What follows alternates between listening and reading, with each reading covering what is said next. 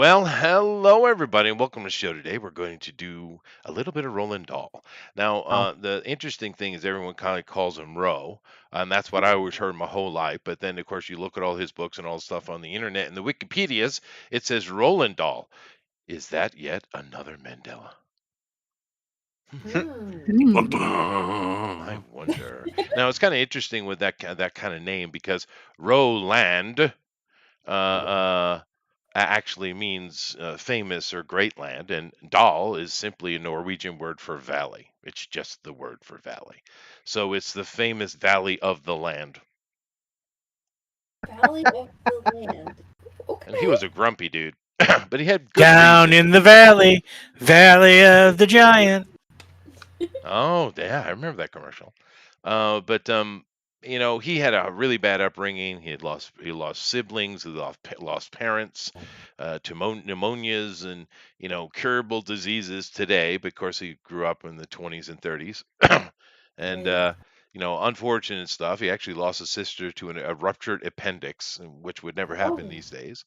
And of course, then World War II came around, and his family had moved from Norway to England, where he grew up. And of course, he's known as an English author. And he actually fought with the Royal Air Force, and he was actual fighter ace. Meaning he had to shoot down a certain number of enemy planes. So he was a successful war pilot. And then later he became a spy for the British for MI6. Yeah, Oh my goodness. he's like Christopher Lee. And Snoopy. Yeah, and Snoopy. That is true. The relation is uncanny. Snoopy is Or also James Bond. mean and nasty. But of course, Roald Dahl is very famous for being surly. Let's say that. Surly. And he doesn't like anything. Any kind of adaptation is done of his stuff. He hates it. He hates it. He's basically Stephen King with sans the cocaine. He's Alan Moore. Yeah. Oh, he's Alan Yeah, Moore. that too. Alan Moore. That Yeah. too. Yeah, that's true. That is true. But nevertheless, he is arguably one of the most famous child book writers of all time. Is he the number one? I kind of want to go with Scholes, but that's not fair because he's not a book writer. I guess he's number one. Is there anyone else who competes at that level? Dr. Seuss? Dr. Seuss? Yeah, Dr. Seuss, maybe. If you want to throw the Hardy Boys in there. Yeah. Although, what age group? Nancy Drew, of course, that writer. Dr. Seuss, I guess, would certainly be one of them. But he's been canceled. Well, technically, so could Roald Dahl. I mean, more easily. He was kind of racist. So yeah. A little bit, where Seuss wasn't at all. He was actually a very nice, friendly man. That's right. Did you know that I Dr. wouldn't be Seuss surprised wrote a if it went book about how to canceled. raise children? Did you know that? He actually Well, wrote a is there- pediatric book. Yeah, So did Dr. Spock. It's called The Cat in the Hat. And well, but I mean, an actual medical book. Dr. Spock as well. That's right. Yeah. But nevertheless, there's so much rich history and information doing Dahl stuff. There's so many famous books. I'll bring it back up here because we all know them. Whether you're, Andrew and I were talking before, whether you've read them or not, you know of them. Now, I was talking earlier. I've read James and the Giant Peach. I've read The Witches. Let's see here. I read the Charlie and the Chocolate Factory books. I read the Fox book, and I read the Matilda book. Those are the only ones I've read. Although I've heard of BFG, I've never read it. Did you guys read any or all of his stuff? Yeah, I I've saw read the a few of his stuff. adaptations of some of this stuff.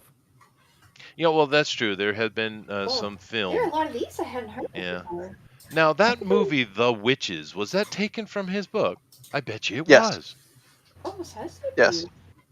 I never made that connection. I should have. It's basically the same story. Nasty witches. Okay. Anyway, Turning people into mice. he did, and then ate them. It was wonderful. Oh, no. Yeah, we got to eat the children's. That's just- Yeah, that's what's weird about Big Friendly Giant too. Is it's actually a book about giants that eat children, except for the one who blows like good dreams into their rooms. Right. And I do believe Creepy. Spielberg did a Gosh, version of it, really? didn't he? Yeah, there was a Yeah, live action version. but I don't think anybody saw it. I saw it. It was I watched alright. it, yeah. Was it all right? Yeah, it was Yeah, it fine. was alright. It was I fine. prefer the animated version, but I've never seen that. There's an But it was animated? okay. I mean, unfortunately, I don't. It's sad when you say that, and then you also say Spielberg at the same time. That's the problem. But it was fine. Yeah. You know what I watched, and I really enjoyed.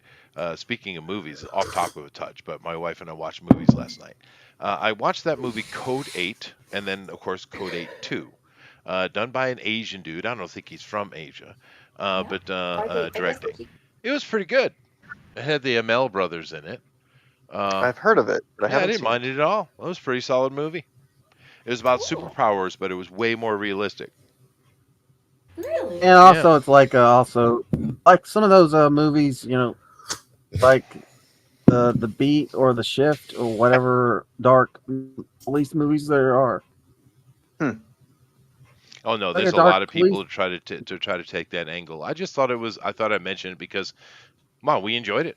It was fine. Had no nonsense in it. It was pretty straightforward. Yeah. But we're not talking Cool. about that. Dark blue mostly. What was I think that, it's like dark JD? blue. I think it was like dark blue or something like that. You know those police type movies. I have no idea what dark blue is. Never heard of that. Oh, I figure out something. Well, the thing is, as I'm looking at these books, Going Solo, never read that. Boy, never read that. Now, it's interesting, when I was in school, even when I was a kid in school, they made sure we read all the girl-centric books, but they didn't push a single boy-centric one. I know that. So this nonsense was started way before. I guess it came out in the 60s, didn't it? James, I love. Giraffe, something or another, can't read it. The Twits. Oh, I'm sure that would go over well today. The Magic Finger. Should I pull it? Let's see here. Probably not. Danny, the Champion of the World. No, never read that one. Never heard of it. George's Marvelous Medicine. He's got to kill somebody. Essio Trot. All right. Don't know what that means. And I don't think this is all, actually. Is this all of them? I mean, it's a pretty big library. So if it's not all of them, it's a pretty good amount of them. Yeah, no, that's true. But I think there were more. But that doesn't really matter. The point being is there's a ton of stuff for these guys to do art on. And I'm kind of curious what each person is going to speak. And of course, I'll ask everybody what their favorite is. Mine is James. I read that book many times. I loved it. The spider was creepy. Yeah. Nevertheless, let's go ahead and get it started, Jeff. Okay. Oh,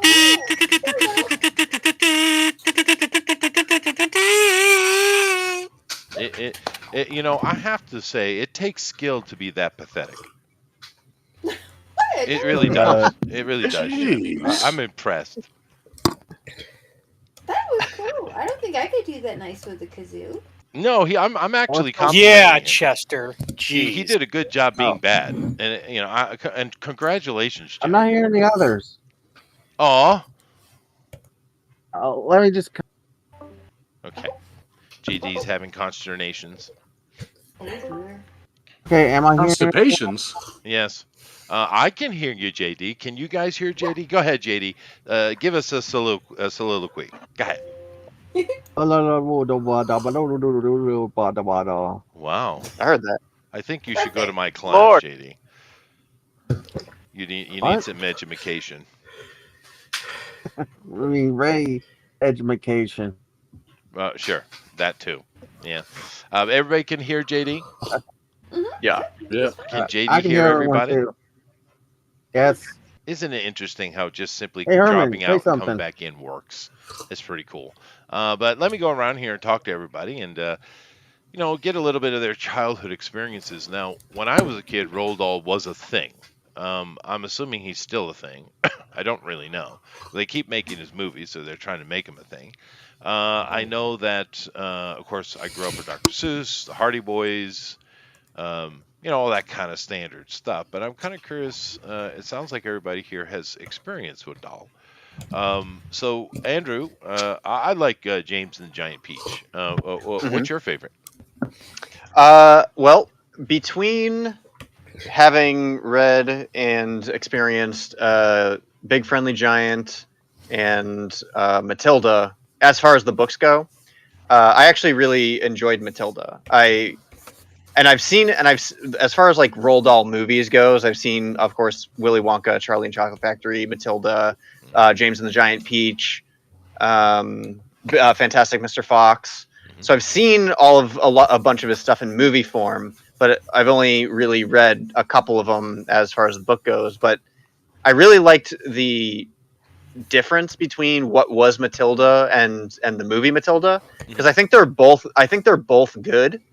I just found it fascinating that the book doesn't have any of the psychic. Me and you were talking about this before the show, but the book doesn't have any of the psychic power stuff. In the movie, she like develops these weird psychic powers, and it was interesting because you said, well, you thought that Matilda was kind of boring, and then JD said, well, maybe that's why they added in the psychic powers. Maybe.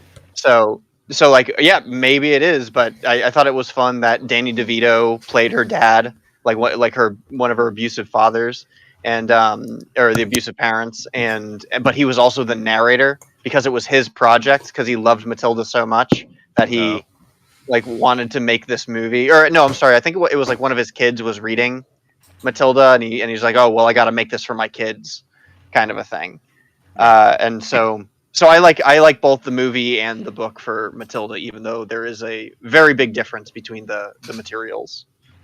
No, that's cool. I didn't hate it. I just wasn't very interesting to me. When I was a child, things that were interesting were Pippi Longstockings, as far as girl stuff. And there was a British show, live action show, Rabbit. Was it called The Worst Witch? I'm not sure. Went for many seasons. I remember that, but because I lived What was in New it England. about? It was about a little plump, rotund girl who was attending Witch Academy, and she kind of sucked. No, I don't Comedy remember that. ensued. So It's a sitcom. it could There's be. I think there's a Yeah, newer yeah. version of that too. Well, this is an old one. It was definitely when But I it's was a kid. it's probably before me. Yeah, that'll be it. It's before Maybe. I would have watched that. But I preferred that. That was a British one. But I was kind of lucky. I don't know how it is now, Andrew, but Andrew and I are from New England. And in Boston, of course, would play American stuff. We had NBC, ABC, CBS. But on the UHF, they would put a lot of international stuff for us. We definitely had Japanese animation, but we had a lot of British stuff. Now, I know most UHF places around America had like Doctor Who, but we had a lot more, it seems, from talking to people. For some reason, we got a lot more, BBC stuff than other Americans. I don't know why. Fun though. Target. But nevertheless, I do know that when, of course, I have a daughter, so I've read more female or girl-centric stuff since then. With my daughter, Harry Potter, of course. My son liked it, but my daughter adores that. And the other one I read to them was very cute little book called Lemony Snickets. Oh yeah, series of unfortunate events. Yeah. It had a long title, but it's just Lemony Snickets. That was a cute book. My daughter loved that book. And a couple of other things too I've read to her. Actually, one of the things I showed to her when she was young, she liked it quite a bit, was the original Miss Marvel. Really? Yeah, I actually bought the comic and got it in every month for her and read it to her. She wouldn't like the modern one, I'll tell you that much. No, sadly, they don't make any good comics anymore. No. So, last question before I move on. Who are we making here? What's going on? I'm doing the book version illustration, or at least before I did this episode, I made sure to look at an excerpt from the book to see how it described Willy Wonka. So I'm doing the book description of Willy Wonka. Fair enough. Interesting. But to be extra fair though, Gene Wilder is eternally Willy Wonka. Oh man, there's Yeah. no way you could even compare. It is No. just so phenomenal. I feel a little bit bad for Johnny Depp actually, because there's plenty of roles he's done that I've enjoyed. He's good at that weird, quirky stuff. But man, you're going against Gene Wilder, and that was his opus, man. Yeah. It was. Fine. It's just so good. Yeah. It was so good. Let's see here. Let's keep moving it along.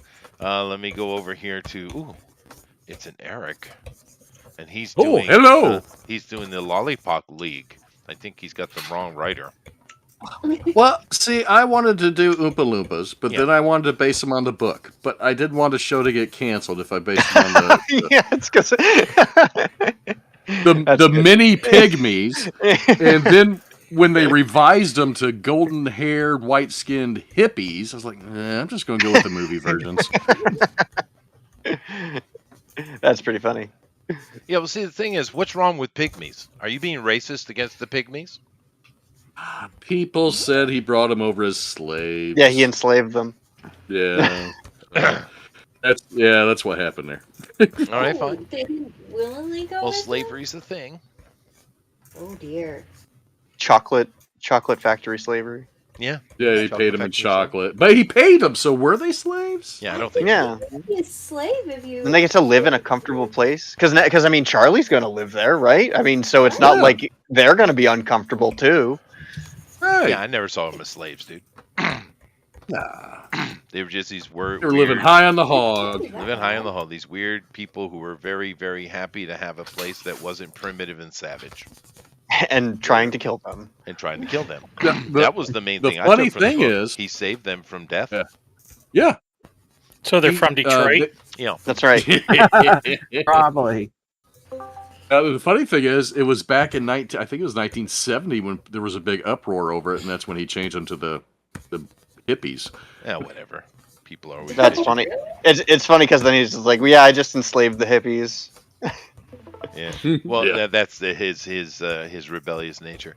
But you know, when I was a kid, and I did read the book, I had to. It was in school. I wasn't like my favorite thing, right? I didn't really care about it. But by that age, I was precocious. I don't know if you noticed.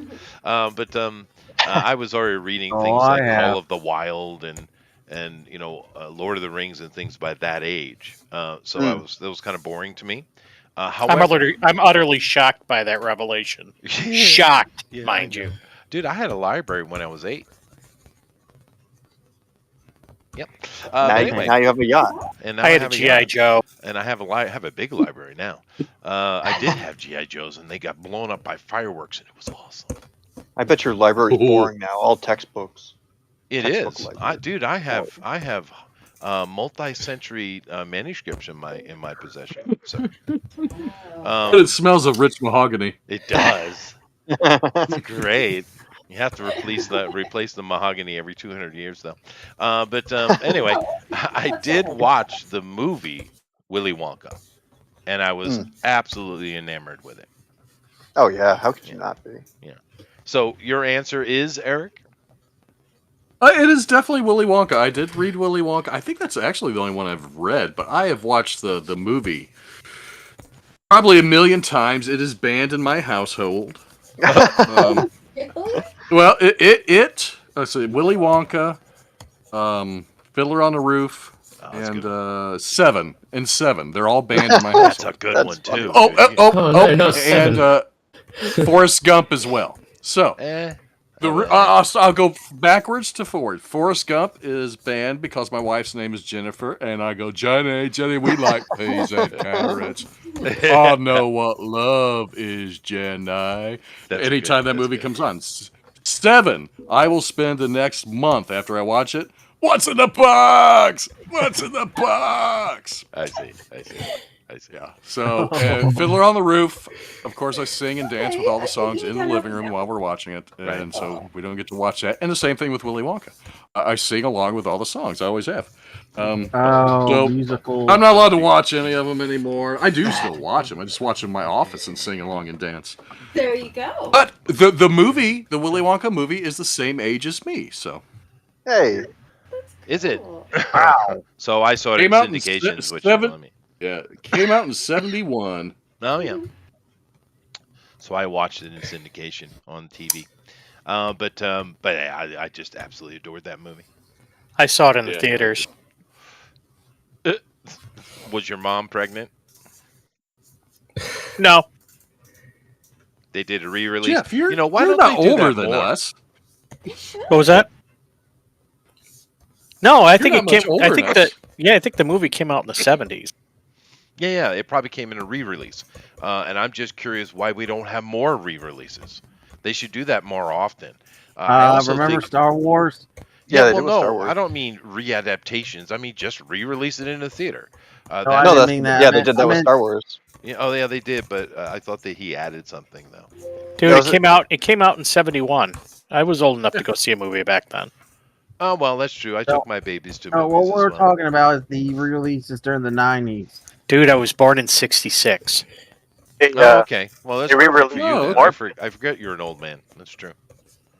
Yeah, Jesus. and you never heard of the re-releases during the '90s? Please. Jiminy says, "Dang, I'm older than Willy Wonka." You are, sir.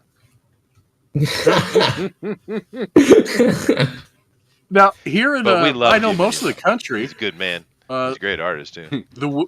Oh yeah, The Wizard of Oz was re-released last month for their 85th anniversary. So that was in theaters for Yeah. about a week. It was Yeah. only a week. It was a short time.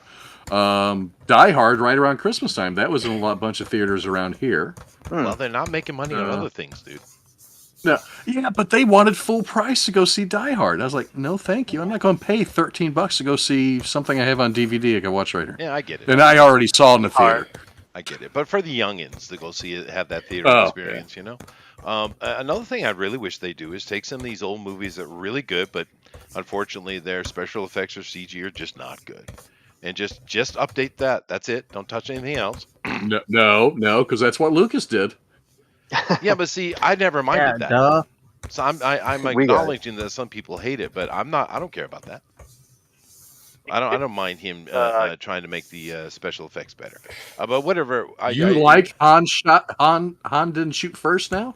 Oh no, Han shot first. Oh, okay. And Oh, Lucas okay. agrees. He wears a shirt that says Han shot first. Haven't you seen it? The old man that falls down from RoboCop. It's him. It'll be a perfect movie. That's Speaking of remakes, the remake of RoboCop. If it Oh, wasn't man. RoboCop, everyone would have liked it as a fun little action popcorn movie.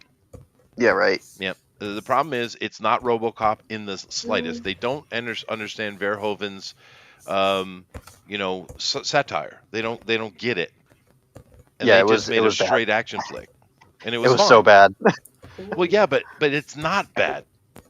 It's just You're a right. bad It was bad RoboCop as movie. Yeah, Yeah. it was bad as RoboCop. It was awful as RoboCop. Yeah, awful. Yeah, completely lack of understanding of what it was. But if they had put another name on that, it would have been fine. But as a remake of a movie people like, you're kind of like, you sort of missed the point of what made this work. Yeah, you completely missed them. That is one of the biggest missing of the points of all time. Although I do like the Skarsgård family. Those men do put out some new stuff. Although I don't know about this new Crow movie. All they had to Oh, do yeah. was put him in long hair, and he would have made more sense to Right. the original. That's all. If they were trying to do that, they shouldn't have done a remake. They should have just done a completely Well, different. I There's don't loads know. of comics of it. I don't understand why they put that crack addict in as his. Well, maybe that makes better sense actually. Okay. Anyway, Looks so like, Willy Jared Wonka. Leto's Joker. What was that, Alan? Looks like Jared Leto's Joker. It does. It looks horrible. Yeah, it does. It's not right. And they're going to wokeify it, which is unfortunate. But Do you nevertheless, think they're gonna shoot him? what do you mean shoot him? Oh. It was. That's, I'm Too sorry. soon. I'm Too sorry. soon. Are we going to get a crow with knives now? Is that what you're saying? Is that what you're suggesting? Well, they were scared to do the He's Seven referring to Dwarfs because a little Dinklage how came out and Brandon said, Lee died. "Stop dinkling Yeah. on the mini peoples." They saw that, like, oh, Alec Baldwin's the producer of The Crow. Better be careful of this one. Yeah, Can't have two. Can't have two. Oh, fair. No, that's a double whammy there, isn't it? Okay, so Eric has chosen Willy Wonka, and we have Oompa Loompas coming along, and they have the best songs. Well, okay, yeah, that is true. And it's great because the whole movie is, and I guess the book had this point as well, but the movie really presses it harder. In you're don't be stupid. Is really what the movie is telling you. And my son, well, anytime he went away, or of course when he went to university, every time I see him and take him off to an airport or wherever he has to go, the last word I say to my son is, "Don't be stupid." That's Every pretty time. good. Advice. Has it served him well? It That's has. great advice. It has. Has he heated it well? He has. He has. Yeah. Okay. I mean, he's a young man, so of course, young people do stupid things. But no, he has heated it. Yeah. I've had many times come back to me that at the time I just got a kind of sideways look, but as he's gotten older, he's actually thanked me for my harsh opinions from time to time. So, the biggest one was when he finished his 4 years in engineering, a bachelor's degree, and he's like, "Yeah, I don't really need anything more. I could just go out in the world." I said, "No." He said, "No, it's okay. It doesn't mean anything." I said, "Yes, it does. You're going to get at minimum a master's degree." He said, "But," I said, "I'm paying for it. Shut up, go back to school." And he did, begrudgingly. Now he thanks me profusely for demanding that, because he's making I guess if you're paying for way it. more money. Yeah. I guess if you're paying for it, that's fine. Yeah, I paid hate for it. school, so it's like, I don't know about that. And Well, I was right, though. And I was paying for it. Not in software, though. Not in one. No. He's doing. He landed the sweetest job, dude. My wife's actually concerned that he might get headhunted, and I don't know if he's that dumb. Because that job is sweet, dude. That's a triple figure job within 5 years, dude. Mm-hmm. Okay. So, but anyway. tell them to buy my book. Yes, buy my book. Oh, fair enough. But yeah, no. So Willy Wonka, I think, is a book that, and of course the movie, that actually gives great advice. Don't be stupid. Moderation is a thing. Great. Okay. JD, I see you're doing a little bit of the Wonka-nish as well with Thanos. It's neat how Thanos and Wonka go together. But what's your favorite Roald Dahl book? Actually, if you're saying Roald Dahl material, I would say James and the Giant Peach and Willy Wonka the Giant Willy Wonka the Big Friendly Giant? That one? No. In the Chocolate Factory. Willy Wonka. And the chocolate. Yeah, and that's a certain favorite of many people. I love the Giant Peach myself. That's my favorite. Yeah, that's cool. So what are you doing here? And it's not the Giant Peach, is it? I don't know. What are you doing? Oh, I'm doing kind of like this idea that Willy Wonka is like the devil incarnate, and he's and he may have created a Clayface style villain in his chocolate factory. Okay, so it would be a chocolate-faced character. Bingo. Okay, I got it. That's awesome. To murder Never more worry. children. That. Oh, I get it. I see. Yes. Yeah. Yeah, no, it's kind of, now I don't remember, someone helped me out because I read this forever ago. But at the end of the book in Willy Wonka, do we see the children being let out at the end? Yes, we do. We do. Yeah, Okay. we do. Because There is an illustration. There's an illustration of it even. Okay, all right, good. Just because it's for kids. It would be better if they were all dead. But because they do molest things. Like the Little Red Riding Hood now has gotten so sickly sweet that the grandmother's not even dead. Yeah, that everybody survives. Yeah, unbelievable. Unbelievable. Unbelievable. Because that's that's telling a similar story. Do what your parents tell you. against Little Red Riding Hood. There. Yep. Don't be dumb. Don't be dumb. Do what your mother said. Yeah, that's the whole point of the story. There you go. Yeah, because she was a dumb girl that didn't listen to her mama, and she got 8. She got it because she went down the garden path instead of going straight to Grandma's house. Mm-hmm. Stupid girl. But it is interesting because that they chose that because these days we get all this kind of nonsense about girls follow rules better than boys, yada yada yada. And like, in what world do you live? I have been teaching for 20 years, all ages, Your all daughter's generations. a little more troubled. Girls are belligerent because society lets them get away with it. Boys are way more likely to follow rules. Whatever. But she got what was common to her. Well, I mean, I kind of think death by being eaten by wolf is a little extreme for playing off in the woods. No. Hey, it's a harsh life. Yeah. Oh, I always heard it was about rape. It might have been. Yeah. And do keep in mind, it's yet another one of the European fables that has the huntsman in it. I should do I should do a TFT on him because he's in so many tales and people don't even really recognize it. Like you see him in Cinderella, you see him in so many stories, and it's actually because it's coming. Too? Well, it's coming. It is, yeah. In the actual book, right? Right. In the actual writings, but it actually goes back to Egypt. That character. It's pretty interesting. I should do a TFT on it. Yeah. The connection, That the would be connecting tissue of Jack. Or are all the huntsmen's Jack? Yes, they are. Weird.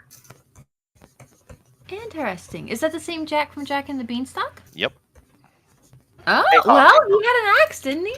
yep. They're all connected. Yeah. It is really interesting when you follow the threads and the question is, was it intentionally connected or was it just unintentionally connected? Right. But I won't get into it here. But I should do a TFT on it. It would be fun. That would be really interesting. It would be. And of course, now I have found myself over to the Melissa. Hi, honey. Hello. How are you? Sister, Yes. oh, doing well. I'm trying out a new animation program. Mhm. It's called Yeah. Rough Animator. I'm getting and I'm using my a tablet that I got like a year or so ago. It's taking me a little while to get used to handling it. But I wanted to do something with James and the Giant's Peach. I think I remember reading that when I was little, and it was just I just liked the feeling. My imagination just loved No, it was great. The peach flies. being inside that little flying peach and the peach. sea. It was just a flying peach. It wasn't dragged against the water. It flew over it. Yeah, It's been a no. while. It had like a balloon apparatus attached to it. Maybe it flew over the sea, but it probably flew a good distance. Yeah, no, yeah. But I know it's definitely cool. Yeah, put it in the ocean, do whatever you want. Have fun with it. Thank you. Hopefully this will work. I don't know, the other one we were using worked just fine, but maybe this is better. Yeah. This is guy Larry. His last name Whitaker. Larry Whitaker. He was. He's been showing up in the other Mike's Drawing Quarter, and Oh, okay. Yeah. he mentioned like he was like an animator. He worked on like Space Jam and stuff like that. Right. And right, and he was recommending that I try out Rough Animator. So Sometimes the cable that because for some of the streams she has to hook her phone up through a cable and then stream it onto her PC to put it on the live streams for the draws along. And we're kind of like, if we could get something that would just run on the PC, then if that cable decides I'm not gonna stay connected, then it'll hopefully be a little bit steadier. So we had the tablet, so we're like, well, let's just give this a try. So and see how it works It'll out. probably work fine. Yeah, the HDMI connections are usually pretty good. Yeah, this should be pretty solid. So a lot better than like a USB for charging something. And like it just decided, yeah, I'm not feeling working today. So I'm like, oh great, my masterpiece is done. Nobody can see it. Of course. Exactly. Well, Yeah, you don't want that. Yeah. All right. No. So we have one for the peach, we have one for the Matilda, and two for the Wonka. Interesting. Now you are doing the turtle from that weird book. There's a Eh, weird book? Amy. Well, yes. Hi, Amy. What are you doing? I thought I'd draw Miss Spider. Oh, the peach one. Okay. And what's your favorite book? Well, I think Miss Spider's a cool character. It's kind of hard. I mean, it's hard not to like Wonka. I really want to get a bunch of the books and try and read them before I say this one's my favorite, right? Mm-hmm. So I'm kind of hoping I can, like, I don't know, free up some time and just, go through a few. And They're see pretty what would short. Yeah, exactly. It shouldn't be that involved. So if you were going to recommend some, what would be the ones that you would probably on the top of your list? Well, James for sure. Wonka. Matilda is quite popular and famous. I've never read BFG, but it seems pretty popular.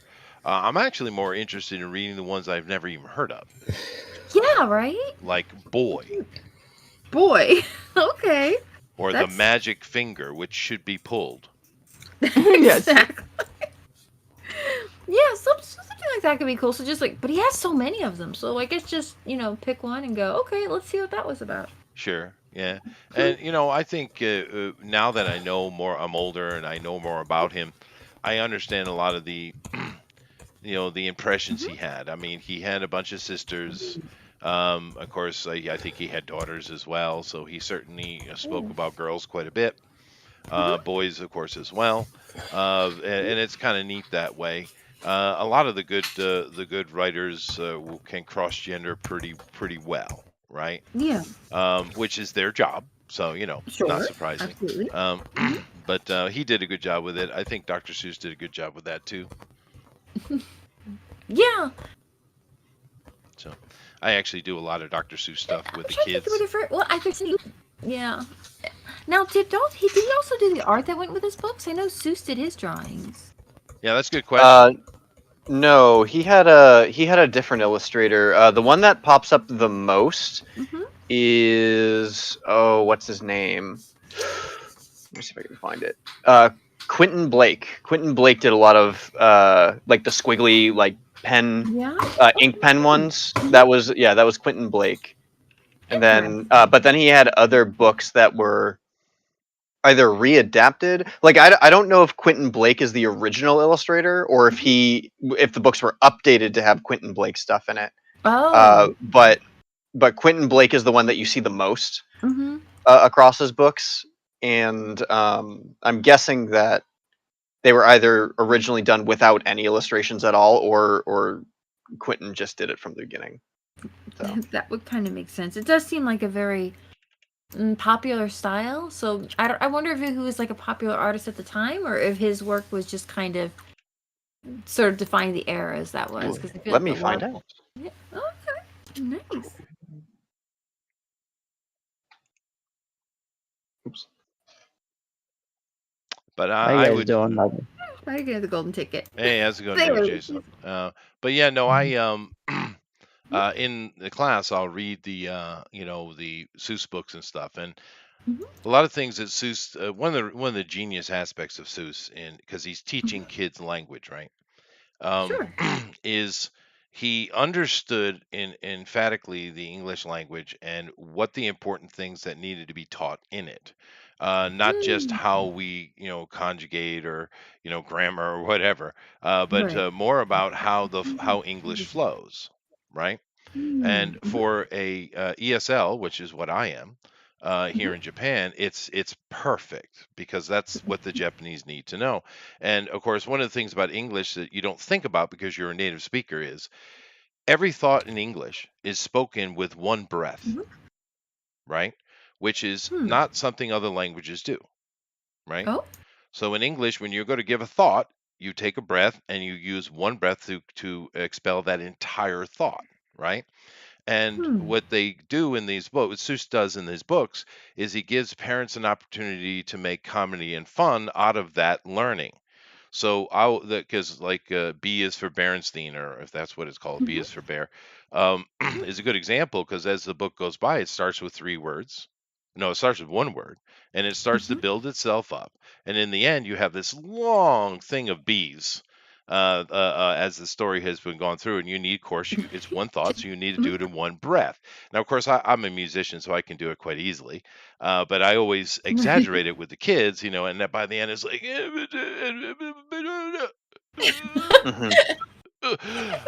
I do like that, right? And the kids just lose it, right? It's funny. That's so funny. Esther, Yeah. could Yeah. you read Green Eggs and Ham to us in Japanese? Ooh. I guess I could. I can go translate it. Yeah, that sounds cool. No, it doesn't. It sounds really boring. Yes, it does. Real quick, just to some of this will touch you up. real quick, just to point it out, I have an excerpt from the Rose Gallery. It says, working together since 1976 with the enormous crocodile until Roald Dahl's death in 1990, Blake illustrated all but one of Roald Dahl's books and has been quoted as saying BFG is his favorite. While speaking of Blake, Dahl said he was the finest artist of children's books in the world today. Oh. So yes, so Quentin Blake did indeed work with Roald Dahl. Oh, there you go. There you go. I should continue what I was doing though, Andrew. Boku wa Yes. ao no tamago to hamu ga suki desu ka? Watashi wa ao no tamago to hamu suki janai. I know I'm saying, Andrew understands, I'm saying blue, but I do actually. you understand the Japanese. They don't understand the concept of green. They call it blue. What? Yeah. What the fun? They don't have green in Japan? They do. And just look at the mountain. I mean, isn't green technically Midori? It is Midori, but they do have that word, but they rarely use it. They use ao all the time. Like Right, yeah. In the area I live, we have 3 snakes that you have to concern yourself with. One is an ocean snake, which will kill you like really quick. The other one is not as dangerous but poisonous. And then of course they have a tree constrictor. It's like a tree boa, a green, emerald green tree boa. But they call it Ao Daisho, which means the big blue boss. The green snake is blue. Yeah. They say that with everything. Yeah. Huh. Yeah, it's a bit confusing. But that's all right. Moving along. Amy's being indecisive. Fine. Oh my goodness. Now, of course, Rabbit is doing the BFG here. But do you have a favorite Roald Dahl? I mean, he must be a national hero over there. Did they knight him? I don't know. I don't do books really. When I was a kid, I don't really remember reading them though. Oh, I see. I wonder if they did knight him. I don't Maybe. think so. I mean, he's very popular though. He's very. I mean, obviously, it was taught in schools and stuff. I guess they knighted more musicians than writers. Yeah, in just weird stuff.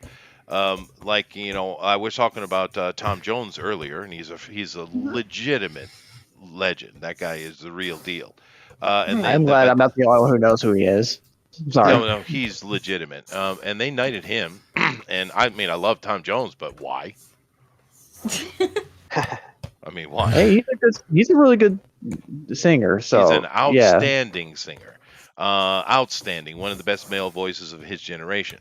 But his professionalism is off the charts. But enough bro love on Tom Jones. He's just a singer. Mm-hmm. A knighthood should have meaning. Yeah. Do you think it Oh would yeah, I guess you got a point. What was that, Amy? Do you think then would something like a writer be more significant, or should it be reserved strictly for like war heroes? No, I think a knight should be someone who actually, in the purest sense of it, I know this is not really necessarily always reality, but in the purest sense, a knight is a person who holds up the chivalric code, right? Mm-hmm. And therefore, what is that? Well, that's protecting the innocent, and making sure that God is important in the world, and making sure that the lands are protected, holding up etiquette. It's about being an absolutely awesome person, a good, holy person. So someone like an actual good priest would be a better person in modern day to saint. Good thing to Elton serve. John got one. Well, and there's another example. Why? I mean, Elton's Yeah. fine. But Elton is just so blasé pop. Really. I have nothing against Elton, but it's once again, I he's love him. not Tom Jones. He ain't that level. And he hasn't done a lot of, I guess, work for charities or doing I things don't to know. help. Maybe he did. I have no idea, but that would be an important point. Someone who did a lot of that. Chester. Yeah. He turned down knighthood in 1986. Oh, Really? Elton? No, Dahl. Oh, did he? Oh, okay. Yeah, well then he's and that guy, he actually would be a better choice. He literally was a war hero. Right. He literally served the state, And then he wrote books for kids that taught them lessons. Yeah, he Like, educated. Don't be dumb. Yeah, don't be dumb. Yeah. So yeah, he would be a better choice, but he is a weird guy. But yeah, I never understood the British thing, but whatever. It doesn't matter. It's not our country. Rabbit has to deal with it. Forget what he said. It's like, oh look. And then with the bad teeth that comes with it. I'm sorry, Jason. Go ahead. You're breaking up. No, that was Oh, Alan. okay. Was it Alan? Oh, okay. Go ahead, Alan. Mike. Just Yeah, he's breaking up again. I don't know why Oh, you he's have so much gone. trouble, dude. Your mic before was perfect. We never had any trouble with your mic ever. And then all of a sudden we're having mic trouble. What changed, dude? Did you get a new mic? yeah, new headset. My old one broke. Oh, well, nothing to be done with that then. That's too bad. duh. So I had to get a new one, and then I got an even newer one that was a little cheaper, but now it echoes. Oh my goodness. So can we put together a GoFundMe and get him some headphones like his first ones that broke, but not broken? I have the upscale version of my last headphones I bought. Mhm. Fucking suck. Oh, wow, that's interesting. How much you That pay for stinks. yours? $100. $100, yeah. I think you need to spend a minimum of $280. On headphones? Mine costs $360. Hold I on, don't think I'll that's be back. true. The ones I'm using now, just 60 quid and they're fine. I do have some expensive ones, but only for mixing. That'd be crazy. That's crazy expensive Well, headphones. To be fair, these are my editing headphones, Rabbit. See, you don't need those for doing this. I'm trying to educate them. Everything Well, should be made by either Behringer or Shure. Go German or go home. Alright, to be fair, my microphones are Shure and my other headphones, I think, are better. Yeah, Okay. you're damn right. Go German or go home. It's true. I can't fight you. Well, no, because my amp's English. Oh, well, Different Marshalls, sounds. yeah. Yeah. Marshalls are good amps. I'll give them that. Although they are designed to break eardrums, though. That's fine. I play music to break eardrums.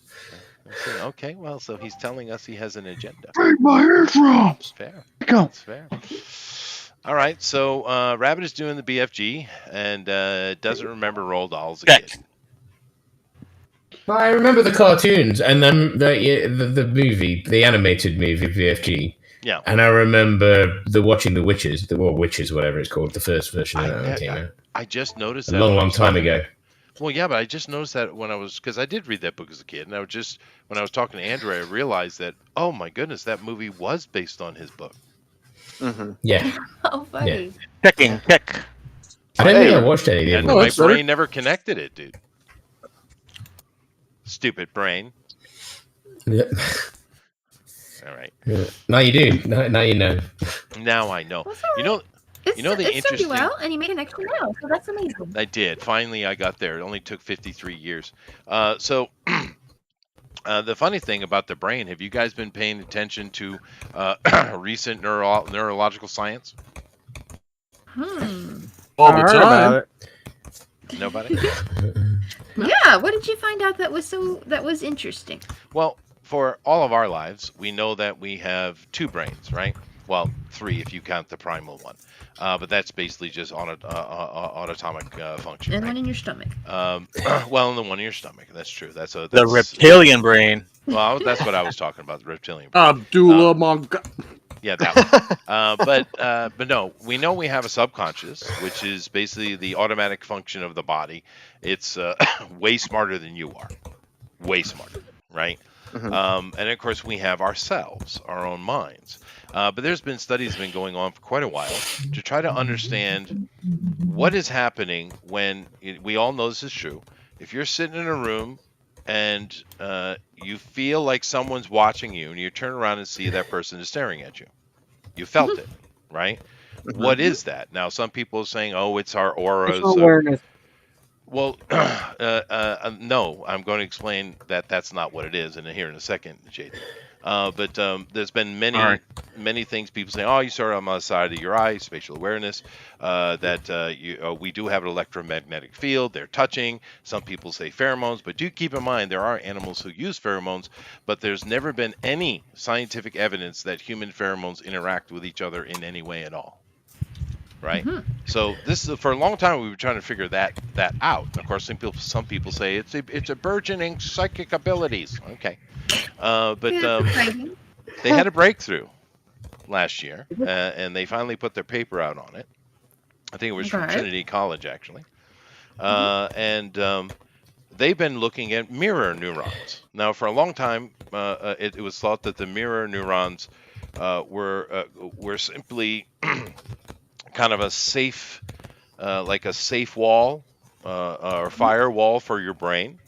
But what they found out, what is actually happening with the mirror neurons, and this is fascinating, is that it's another brain in your brain that is looking at all the decisions that you make, your subconscious makes, and everything about you is making it, and then takes that information and makes assumptions based upon what's going on to see if it can be improved.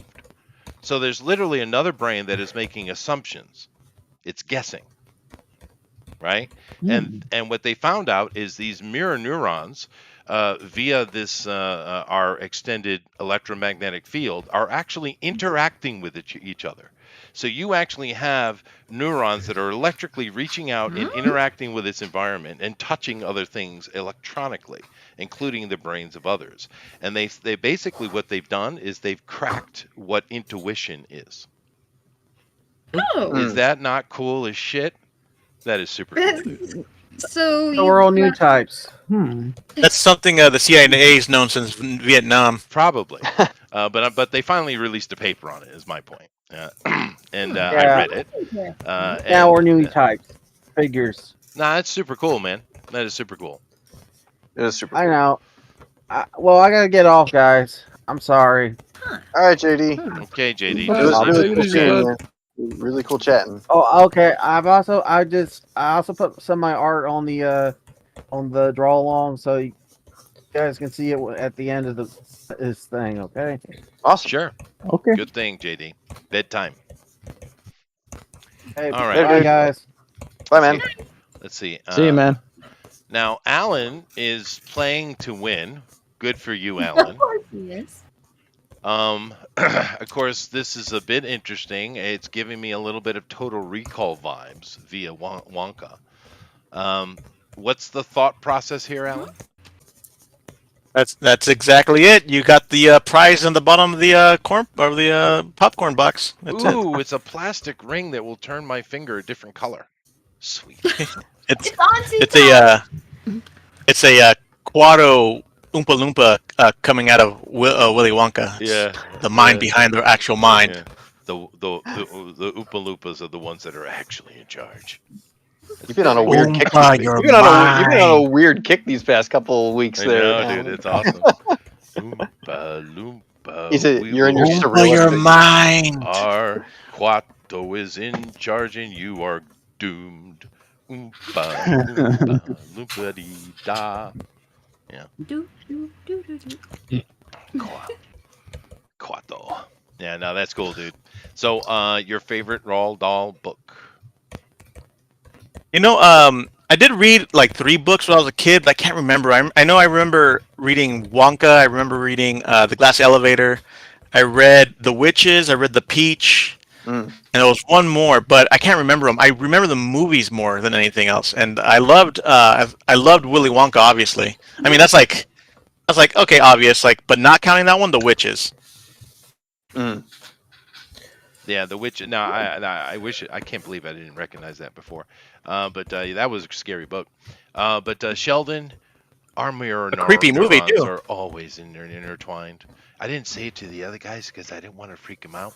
But when you're talking about mirror neurons and then you start talking about quantum entanglement, Whoa. That's hey. exciting. That's deep. Open your mind. Mind blown. Our mirror A creepy movie, neurons too. are always intertwined. Wait. Well, no, I mean, think about it. And then you start talking about quantum. Yeah, someone's echoing me, but still, think about it. Uh-oh. Okay, what could be causing this deep? Open your. We are thinking about it deeply. Is that what's causing the echoing? Because we're thinking about it? We're just thinking about it so bad. Well, you know, there's been many things that's happened throughout time that are kind of hard to explain. Like, for instance, you'll have someone over in India or China will invent some new thing or discover some new thing, I guess would be a better word. And then all of a sudden, all over the world, people are discovering it at the same moment. They're not connected instantaneously like we are today. Of course, they're connected, but it takes months. You know, news travels in the speed of months, not in the speed of seconds as it does in modern time. So how does that happen?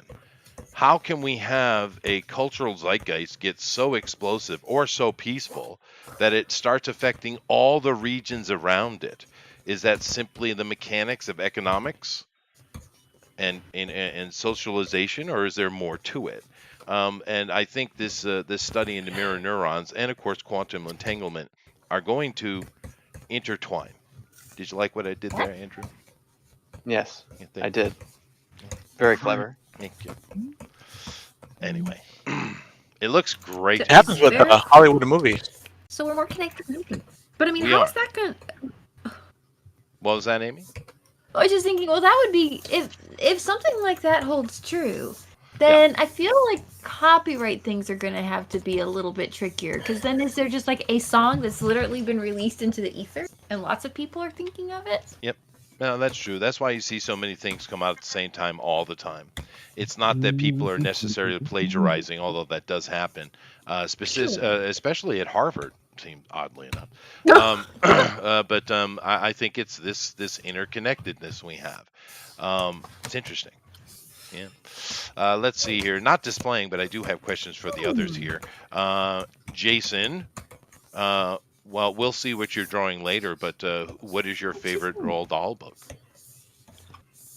I didn't really read much Roald Dahl, but I did the one that really special to my heart, even to this day, is James and the Giant Peach.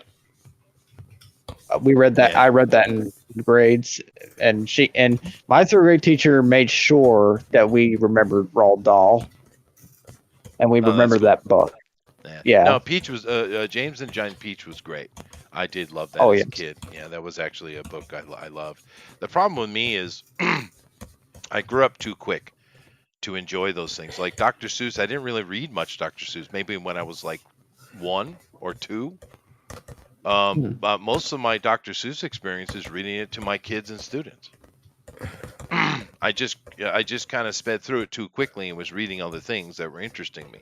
I was voracious at the library. My mother hated it, which is why she dropped me off of my grandmother all the time, because Grandma had no trouble walking across the street with me to the library. There you go. That wasn't a problem. Wasn't a problem. She thought it was a good thing. Shocking, even. Oh, no, right? My Did it mother keep you hated quiet? it. Well, because my mother is a lazy ass that likes to sit around all day and eat chocolates and do nothing. Oh, okay. Dang. All right. Well, it's the truth. It's the truth. I mean, let me give you this. I woke up in the mornings. Sometimes before my dad, sometimes after my dad, if he was home. But it depends on what age. When I was really young, he was out in the world more. But I got up, had to make my own breakfast, had to drag my brother out of bed, which was not an easy thing. I had to kick him a couple times usually, because he is not a morning person. I had to make him breakfast. I had to make both of us lunch, which I packed into our lunch boxes, which were super cool. I had Blue Falcon. He had Dukes of Hazzard. Nice. Sweet. Yeah. Oh, well, if you're going to go to the trouble of, making the lunches for everybody, you need to have the coolest lunch. You do. Mhm. And most days, that's how it went. The only time I actually saw my mom cooking, I never saw her cooking for dinner because I was out. But of course, she did make dinner. And then on the weekends, she would make dinner and some kind of simple lunch. So, no. I much prefer to be at my grandmother's house. And of course, I could play outside in the woods and do all kind of stuff. My grandma had an actual library at her house. And she would take me to the library. Cool. That's nice. It is nice. And she's also the person that got me started learning Greek. Oh, that's That's awesome. pretty cool. Yeah. Imagine that. And now I teach classes at university on ancient and classical, Hellenic, and modern Greek. Oh my goodness. And you get to catch up on your Dr. Seuss, too, with a bunch of really adorable kids. I do. And they are adorable because I'm in Japan and they don't have cell phones in their hands. And they're not saying, yo, bitches. Yeah, that's not a good thing for kids to be doing. But need they to not do. that. They do. I've seen clips. It's It's not good. You should- Reading is bussin', ignorance is cat. There you go. I don't have those issues at all. Here in Japan, kids don't get phones until they're in high school. Oh, okay. It's kind of a cultural rule. Well, I guess people don't just lose track of their. But I've seen videos, and I don't know if this is true, but like in Japan, there'll be like kids that are just on the train by themselves, and they just go, Sure. "Okay, you're off to," and they'll just. It must be pretty safe then. Yeah, why not? Yeah, you don't have to lock your door. You don't have to do anything. Kids, if they're out in the wild, everyone's paying attention. Normal shit. Normal, right? Yeah. You wouldn't expect the kids to just suddenly go missing. So. No, it's super rare. I've been here for 20 years, been visiting and married, of course, for 28 years. And in that time, there have been 3 incidents involving bad behavior toward children, and they were widely broadcast, and the entire country was absolutely mortified. Oh, well, that's wonderful to hear that they look after the little angels. Yeah, of course you do. I mean, why wouldn't you? I don't know. I don't know what's wrong with people. I don't either. But even Hillary Clinton had the wherewithal to say it takes a village. I just I always find it funny. I just that- wish what she preaches. I Yeah, it would be nice, wouldn't it? Yeah, Mm. Well, she eats the kids, so she needs them safe. That's right. that's She fair. needs the blood to stay young. That's true. That's It's true. not working. Don't defend any of the criminal. Hey, did you guys hear that Michael might be running for president? Big Mike? Yeah, Big Mike. Yeah. As a- I don't know how true that is. No. If anything, they're gonna do Gavin Newsom. Yeah, he Wait. can't win. They know that. I'd love to see he Big can. Mike he's, up there. he's charismatic and charming. They could definitely get him to win. I thought, I knew Mike was doing good with his crypto. I didn't hear about him planning a president. Oh no, not that Big Mike. We're talking about Michelle Obama. No, Yeah, that Big is Mike. the Big Mike we're talking about. Yeah, Oh dear. Yeah. No, I don't. Gosh, I don't think they have. I mean, at this point, aren't they just going to have to forge every vote that they get? It doesn't matter who they put. Well, I mean, to be fair, we all know they cheated in the last election, and it's certainly not the Yeah. first time, nor will it be the last. The problem with the last election, it was that it was too close. It shouldn't have been that close. That And let very them obvious. cheat the win. Yeah, but I mean, the only reason they were able to cheat the win was because it was close, right? Yeah. If it's a blowout, they can't do nothing about it. which is So why they're they- so desperate to try to somehow disqualify Trump, because they know the country's just going to roar behind him. Not necessarily that Right. he's the best choice. It's just he's the choice that is sticking Everybody it to hates him. Biden. Yeah, everyone hates the Democrats because they're ridiculously stupid. I mean, look at this. They still let this AOC girl speak, Sandy Cortez. And it's like, What why more, would you right? allow? I mean, hiding Biden is wise because he's literally dimensioned. But I would hide her way more than him. She's the dumbest thing I've ever seen in politics, dude. Yeah. Corn Pop was a bad dude. He was Corn a bad Pop. dude. Corn Pop should deal with Sandy. Maybe they should have Corn Pop on the ticket. Maybe. That's right. He just gets up on stage to be like, "It's me. I'm Corn Pop." Yes, I am Like, Corn everybody like, Pop. "Whoa, I it's the guy wrap the from chain around my Story." fist and beat them bloody. Okay, good job. I got these hairs on my legs. They're Punch blind. They like to stand up in the water, and kids like to stroke the hair on my legs. Mhm. Not weird at all. That's creepy. He is super creepy, dude. He's always sniffing kids, man. Well, they just removed Trump from the ballot here in Illinois. It won't stand, dude. They It's did. not. Yeah, it's no, not it won't stand. It won't. No, it can't No. stand. Yeah. No. But But I mean, goodness gracious, and we just need a really good leader.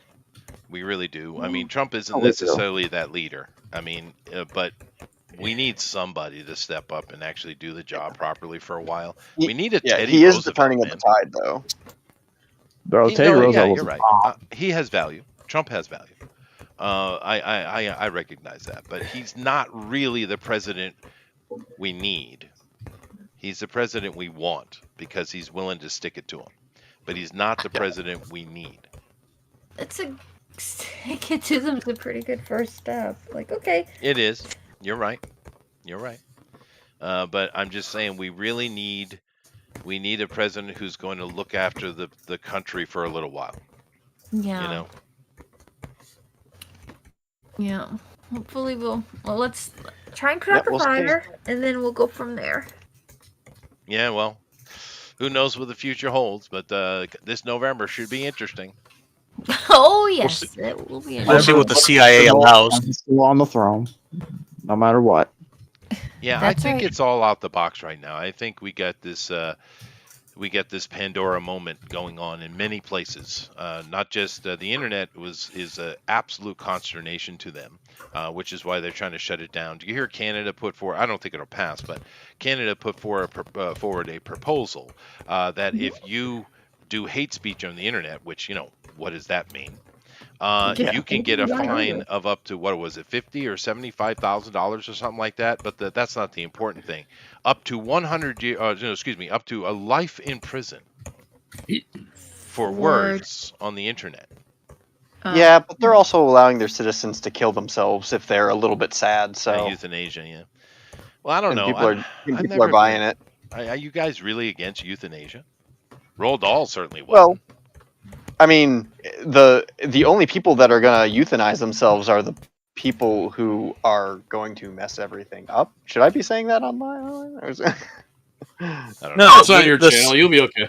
Yeah, it's true. the sick and the weak kill themselves. It's fine. Natural see, selection. I don't have big trouble with euthanasia. I kind of believe in personal freedom. I mean, so there is a freedom aspect to it, but there's also the moral aspect to it. No, I get it. But the moral aspect also comes down to, well, should we stop them because it's the people who vote one way who are the ones who are also killing themselves? Well, And it's just like, well, if you just let them do it, then there won't be as big of an issue anymore. Wow. Are this you is dark. stopping them so you feel better about yourself? You know what I mean? You got to ask yourself that question. Like, Well, are you stopping them from killing themselves so you feel better that you stopped them? You know what I mean? that's fair, but I mean, it won't last long because, as with most things that these progressives think of, It won't work out the way they think, because in the end, what you're going to see is the people who are in incredible pain and stuff. Sure, I think most people can agree to that. But what the people who are going to use it, we're already seeing this happen, by the way. Oh, We're yeah. already seeing this, are the older single women who are just sick of the fight. Well, Well, the main guy that they've been pumping for the euthanasia program was this dude who was getting subsidized housing, and he's a little fat, and he's a little sick, and he basically just doesn't take care of himself, and they're just like, well, my rent went up, so I'm not going to be able to pay rent next week, so I'm going to go kill myself. And they're like, oh, okay, you can go do that. Like that. This was on the news. Right. This was a broadcast on the news. Right. yeah, no. Yeah. No, I get it. And we can all say it's stupid, and I agree. But I'm telling you, a lot of the people who are going to use that are going to be 50-something, late 40s, 50-something, single feminist who ain't got no kids, ain't got no husband, can't get one because they screwed up, and they're going to be sad and depressed, and they're going to go off themselves. That you're going to see huge numbers of it. It's going to be that group, and then immediately you're going to see the progressives start pushing back against it, because that's their voting. Or the dummy bloc. that set himself on fire. Oh, that idiot! Yeah. Oh man, ooh boy. What kind of drugs was he on? That's a different conversation. Yeah, I mean, what kind of drugs was that guy on? But we're off topic. Jeff, Very. would you like to tell us who your favorite Roald Dahl character is, or book? Sorry. I never read any of his books. Oh, really? But my wife loves Willy Wonka, the movie with Gene Wilder. Oh, it's spectacular. Oh, So, yeah. where in the country did you grow up? I was required to read it. Dude, when I was a kid, I hated reading. Oh, fair enough. Me too. You didn't have Riff? Oh, we had Riff. I just didn't Idiot want to read. raft. Do they Part still of- have part- Riff? Yeah, part of it was that I'm autistic, and so I had a lot of reading comprehension and communications problems, Oh, okay. and that was an extension of it. And it wouldn't be until later that I would actually get into reading. And even with that, I wasn't a huge reader, but I like to write more than I like to read. And trust me, I'm reading now. Oh, well, yeah, sure. It is helpful as a writer. Over and over and over and over. Yeah. Too Over bad you don't and like it. When I was in over elementary again. Oiling and lotioning and Oh, good. But when I was in elementary school, the teachers could still hit you, right? Oh my goodness. Yeah, and most of the trouble I got in elementary school was some teacher hitting me with a ruler and me taking it from them and whacking them across the face. I got in trouble for that a few times. No, with us, if you were kind of on a list, they just sort of let you wither. So, No, and they I do that was, too, yeah. I was a target for withering. Right. Oh. Yeah, I have stories. target I have for lots paddling. of stories. Well, they just tried to get me out of elementary school. They jumped me 2 grades in elementary school. I didn't have a 2nd grade year, and I didn't have a 5th grade year, or a 6th grade year, actually. Sorry. They just wanted me out. Graduate fast. They wanted did. to keep me back continuously. Well, that's my brother. Oh, that's awful. I wish. And now I make more than probably any school teacher out there. But I hope so. I'm not bitter. But I'm not bitter. No, No, you not shouldn't better. be bitter. No bitterness. And most of my graduating class, and probably 90% of wage earners. But I'm not bitter. No. I have no clue what my classmates are doing. I have been outside of the country nearly my entire adult life. I have no clue what people are doing. I see them pop up on the Facebook. Well, I don't have Facebook anymore. Someone stole it. Don't really care. Oh no. I don't really care. But don't really interact. My wife looks at my family photos on the Facebooks. She shows me every now and then, and I look at her like, why are you showing me this? I don't care. No, I think Facebook is still in California. I don't think it went anywhere. Well, I'm talking about my Facebook account was stolen. You own Facebook? I did. Yeah. Well, Dang. it's okay. Well, I mean, if you own Slightly Malta, upset. That's true. That is true. Geo Malta. Yeah. Those things kind of go hand in hand. Owning of island nations and all, you know. Crown jewels and everything, you know. That's true. You use them as collateral on a loan. Yeah. I am 100% enamored with Sardinia, so they're in trouble. They're next, huh? Yeah. How many sardines do they have? I don't know. But, Give me all your sardines. Oh, dude, have you I see Chester's yacht on the horizon. It's an invasion. It is. That's right. I'm bringing my damn ninjas. I suggest you guys go look at some, travel guide or anything that shows you the nature and scenery of Sardinia. It is one of the most beautiful spots on earth, man. It is stunningly gorgeous. That's cool. Okay. Now, where about is Sardinia? Sardinia is below Corsica. Ah, okay. So probably near Australia. No, it's in the Mediterranean Ocean. It's there's a large island above it called Corsica, which is owned by France, and below it is a large island called Sardinia, which is owned by Italy in current times. But they are the two largest islands looks like in the Mediterranean. Pretty. It's gorgeous. It's really. I'll be right back. So, I'm definitely going to be vacationing there at a minimum. Nice. You think you're going to be able to get your yacht over there? I'm working on it. Either I'm going to take it across the Indian Ocean, or I'll sell it and just buy something in the Med. That works. He will have a yacht in every port. No, I can't afford that. I can only afford one.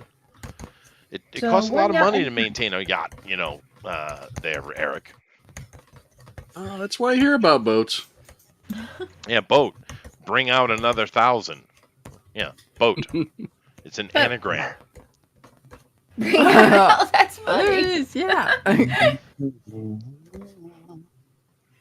But, And- I do love it. So. Makes sense, though. When you coming 'cause over you're here? I not want to go gonna get some be- barbecue.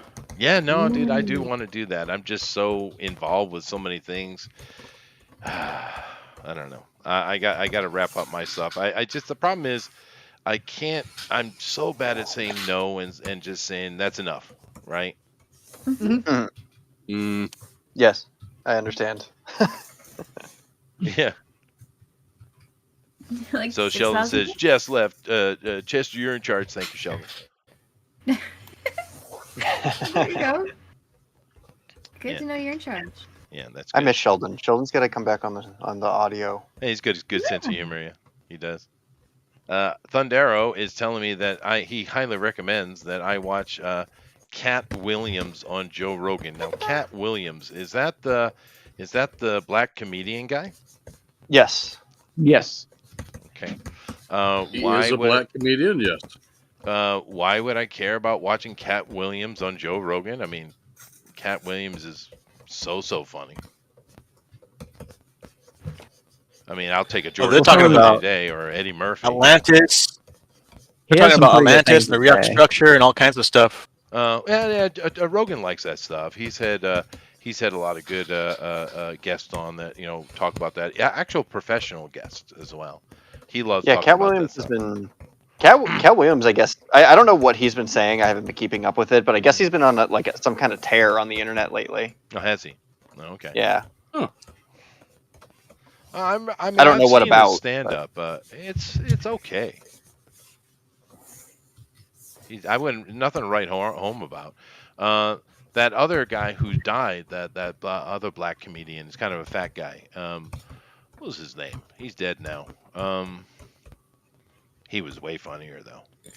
Oh, I know who you're talking about. Cecil the Entertainer. Cedric. Cedric, thank you. Oh, I thought Well, you no, were that's the thing about Pat is Mac? that he's been proving that Cedric's been stealing his material. So all those jokes that you think Cedric has, they're actually Cat's, and he has the receipts. Okay. Yeah. But Cedric delivered them better. Unless you're thinking about Patrice O'Neill, because that guy was That's a what I fucking was god. thinking of, was Patrice O'Neill. But no, I don't think he's I think he is talking about Bernie Mac. Yeah, Bernie Mac. Yeah, no, Bernie Mac. Yeah, I love Bernie Mac. He's funny. He's a real funny guy. Actual funny. Bernie was real. Yeah, real good. I also love. We've all seen the entire career of Gabriel Iglesias, and what a wonderful journey it's been. Well, boy, Oh yeah. I mean, he had a show maybe 5, 6 years ago. Because every time he has a new show, we watch it. We Stand-up like. revolution.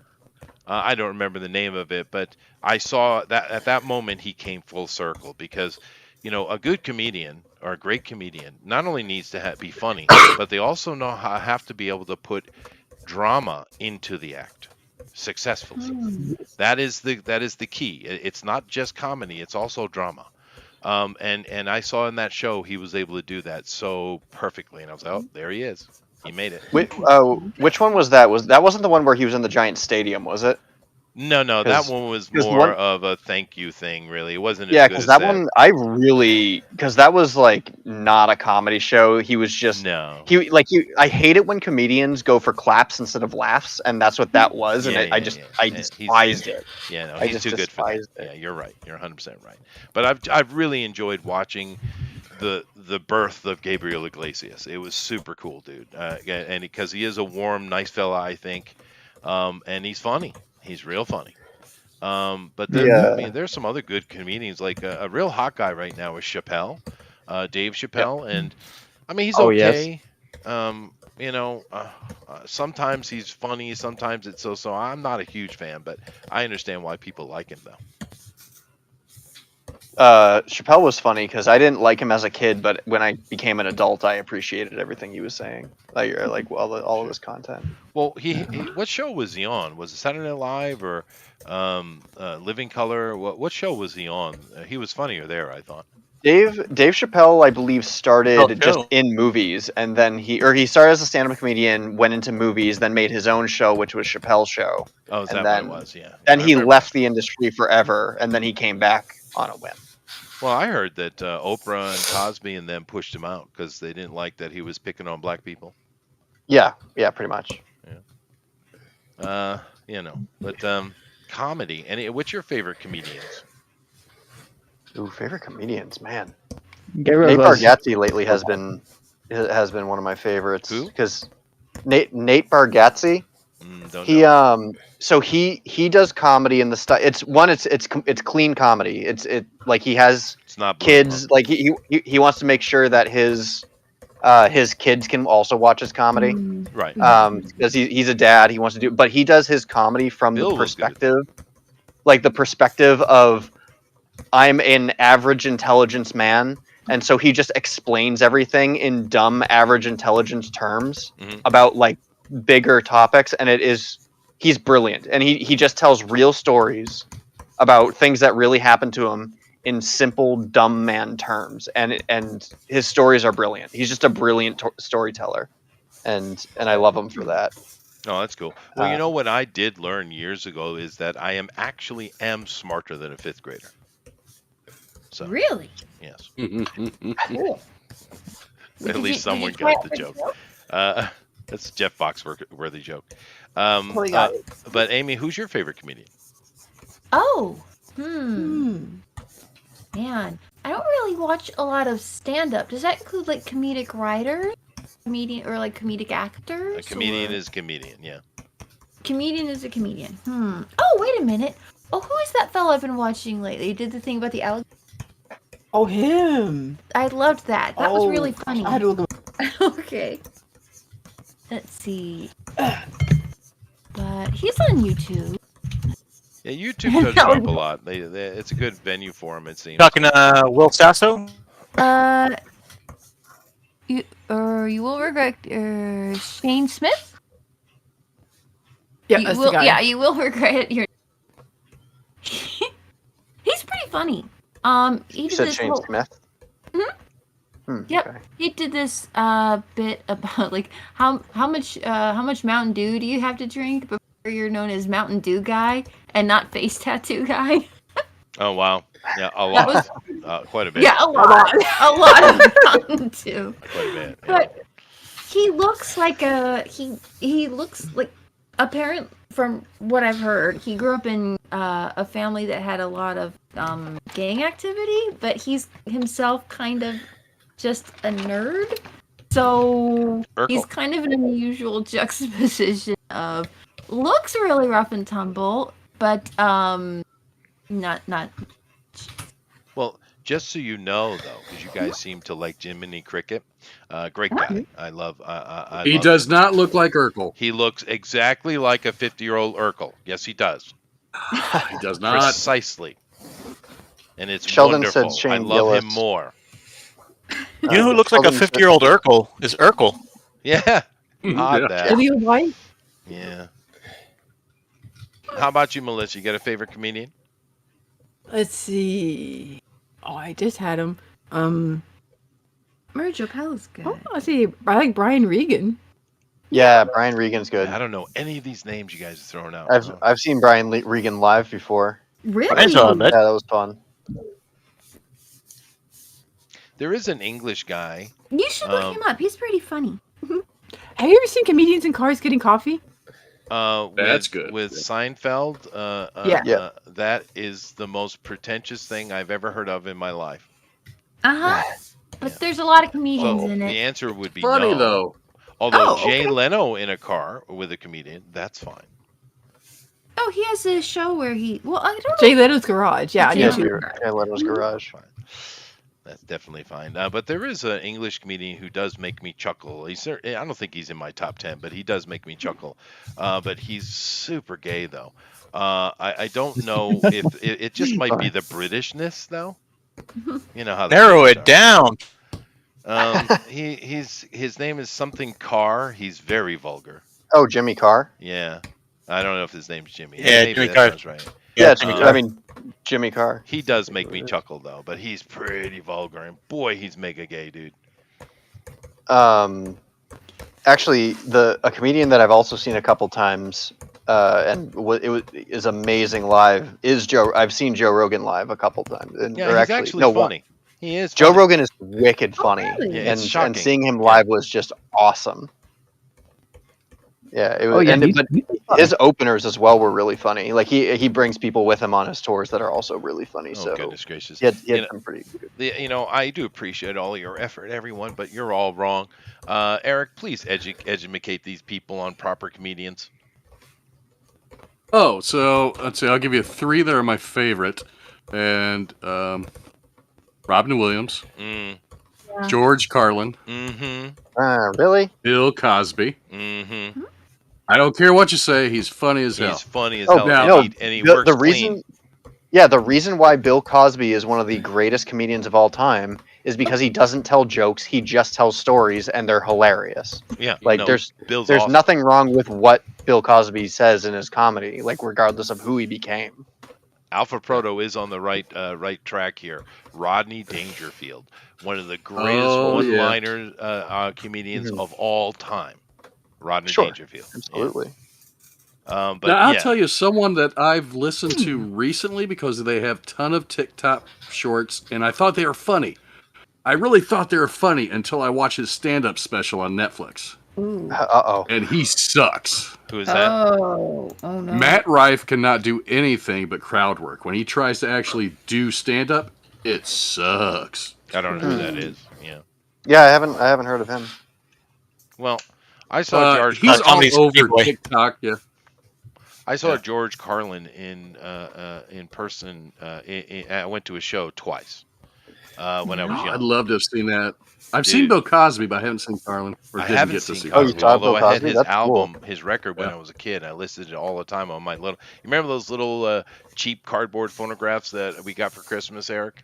Mm-hmm. Oh yeah. Yeah. I had my records, and Bill Cosby was in that, man. Oh, I listened to that over and over. cool. It's so funny.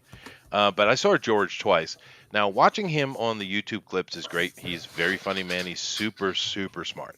But seeing him live is a whole nother thing. It's hard to name another person that can work a crowd better than Carlin. I mean, and I've seen a lot of concerts. I mean, Carlin can absolutely. He has the entire crowd in the palm of his hand the entire time.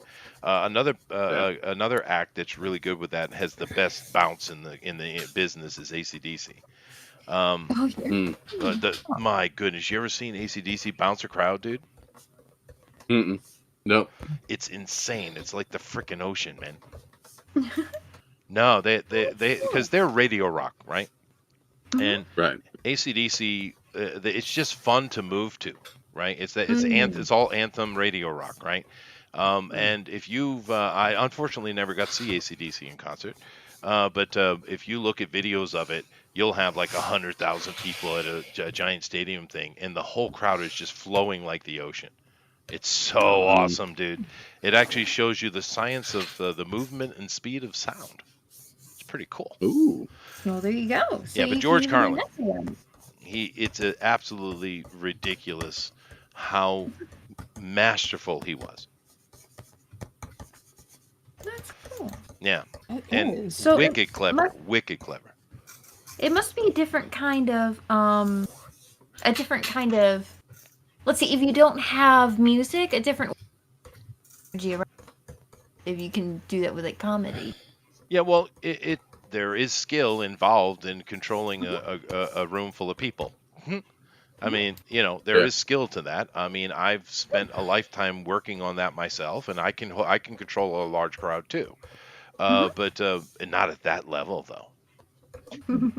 But it is, if you put enough, Rabbit can do it too. He understands what I'm talking about. Controlling the crowd and controlling the emotion and controlling the room. It's part of the job.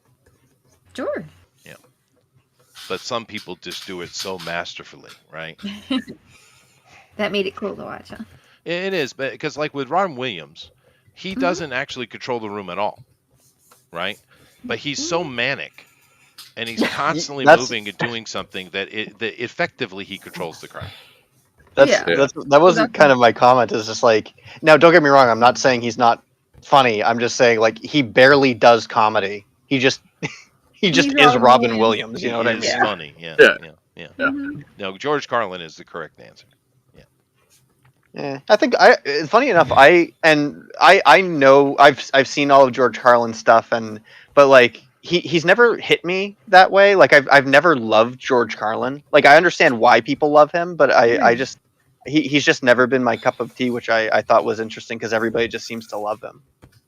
Is he the kind of comedian that makes you laugh, or the kind of comedian that makes you think? Both. Yeah, both. Okay. Both. Yeah. He's very clever. vulgar. He is vulgar. Yeah. Very vulgar. So. Oh, okay. I guess I really enjoy. He's been arrested for his level of vulgarity.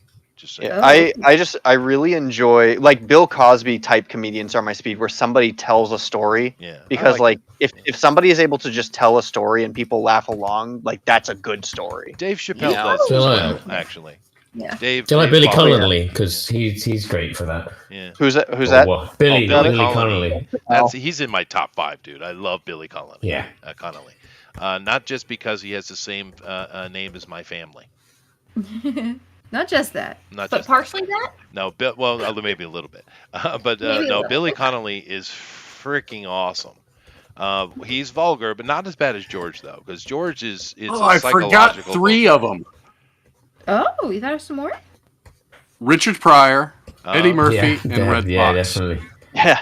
No, Red Fox was Eddie Murphy Raw is one of the funniest things, and it was so good. Yeah. No, Eddie's funny. Richard's funny. Yeah, and Richard's another storyteller too. Yeah, but that's why Mike Birbiglia was always so funny to me, because Mike Birbiglia is an interesting guy, because he basically made his act, the entire comedy act, is he just tells one story. He tells one story for an entire hour, but it's broken up with a bunch of other stories in it. But by the end, he tells you the end of the story at the front of it. Okay. Then he tells you a bunch of stories that lead up to that final story, and the final joke is the beginning of the comedy special again, and it kills. It's so good. That's clever. Nice. I did see a guy. I don't know his name. I think he's American or Canadian, but it's not worthy of this conversation. But he did do something pretty cool, because to be a comedian, you have to be very, very smart. That's the end of it. Well, you have to be super smart and quick. And there's this guy that will go through the crowd, his whole act, and he'll break the crowd into groups, and he'll ask them for the most difficult and weirdest words or situations and stuff, and then he'll rap it freestyle. Oh, I know who you're talking about. Yeah, I've seen that. And he's super clever, dude. Yeah. Now, first of all, to remember everything that was said in itself is difficult. Yep. But to be able to intertwine it the way he does, and he doesn't do it in order either. He jumps around intentionally to show his extra level of cleverness. But he's not worthy of this conversation. But that guy is pretty smart. Yes, but yeah, you're right. I have seen him, and it is interesting. Yeah, it is interesting. The one guy who I've been seeing pop up a lot for doing that is David Lucas, who basically all he does Skinny is white crowd guy. work. Yeah. Who? Yeah, no, it's all crowd David work. Lucas. Yeah, Oh no, I'm talking about this guy. The guy that David Lucas that I'm talking about is big, like, conservative black guy. Oh, okay. Pretty funny. He basically goes into like majority black crowds and talks about Trump and Black Lives Matter and all these things, and then they get irate. And yeah, but black guys are cheating though. They have an advantage. Well, yeah, I guess so. Yeah, thank you. Yeah. Now, I'll leave you with that because it's time for me to get more coffee. Is Jeff back or does Eric need? Oh, I was waiting for the punchline. Well, the punchline is YouTube would cancel me. Eric, I am back for Christ's Jeff's in sakes. charge. I'm doing the straw poll. Oh, good. So you're in charge, but he's busy. So Eric, you need to control the room. I am drawing. Well, I'll just leave you to it then. You're not the boss of me, man. That's fair. That's fair.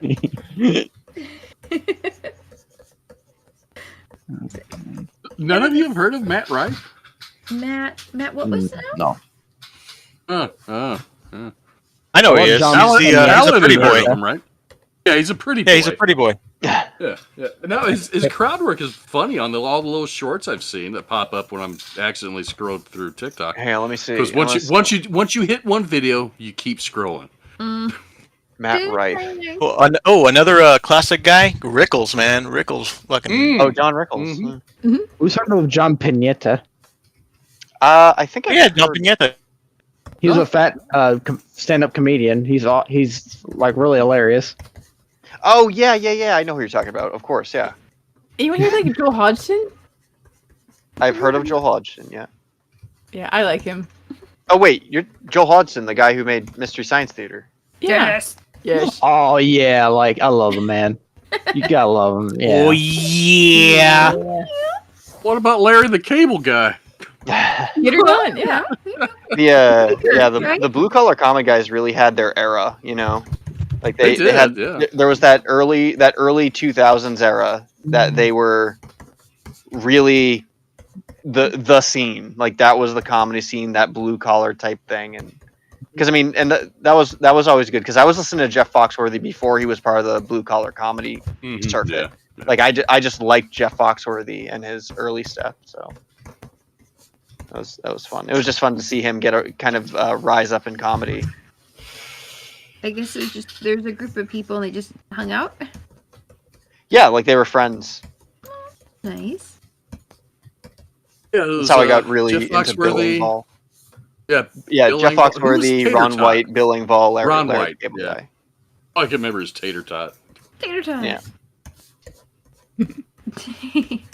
That's a pretty good nickname if you. Well, and Ron had an interesting bit where like he was drinking the whole time, and so he would get more and more drunk by the end of his show, but it was like a fake drunk, like that he was drinking apple juice the whole time, but it was part of his bit to get more drunk by the end, so he would get more belligerent by the end of his act, which was So you could watch the pacing of it.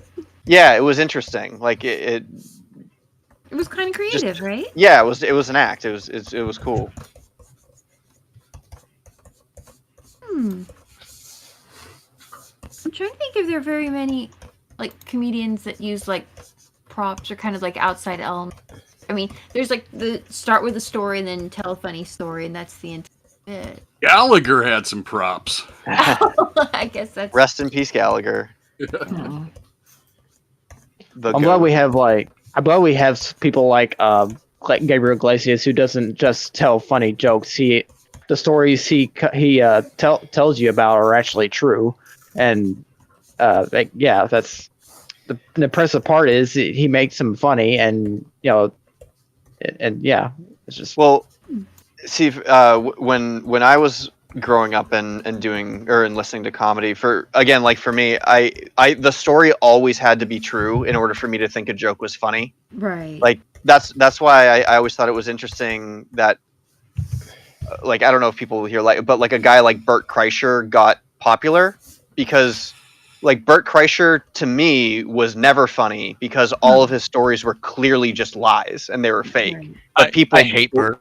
Yeah, but people were like, "Oh, that's so fun! That machine story is so funny! It's so true." It's no, that clearly never happened. He's just telling you a fake story to get a rise out of you, and I don't know why it's funny because he's just screaming, and there's no substance to it because it didn't actually happen, so it's not relatable. A story has to be relatable in some sort of way. I guess the ability to laugh at something that happened, We're talking about Bobcat Goldthwait. Oh, Bobcat. He was good. Oh no, where'd Mandu Button go? Sam Kinison was great. For a minute, and then he got into a lot of drugs and yeah. Oh yeah. That first HBO specials were amazing. Yeah, that's where I saw him early on. Yeah. Has he gotten himself turned around or? Oh yeah, he's with the Lord. Yeah, he's oh dead my now. gosh, yeah. Yeah. Well, that's one way to do it, I guess. That is. Yikes.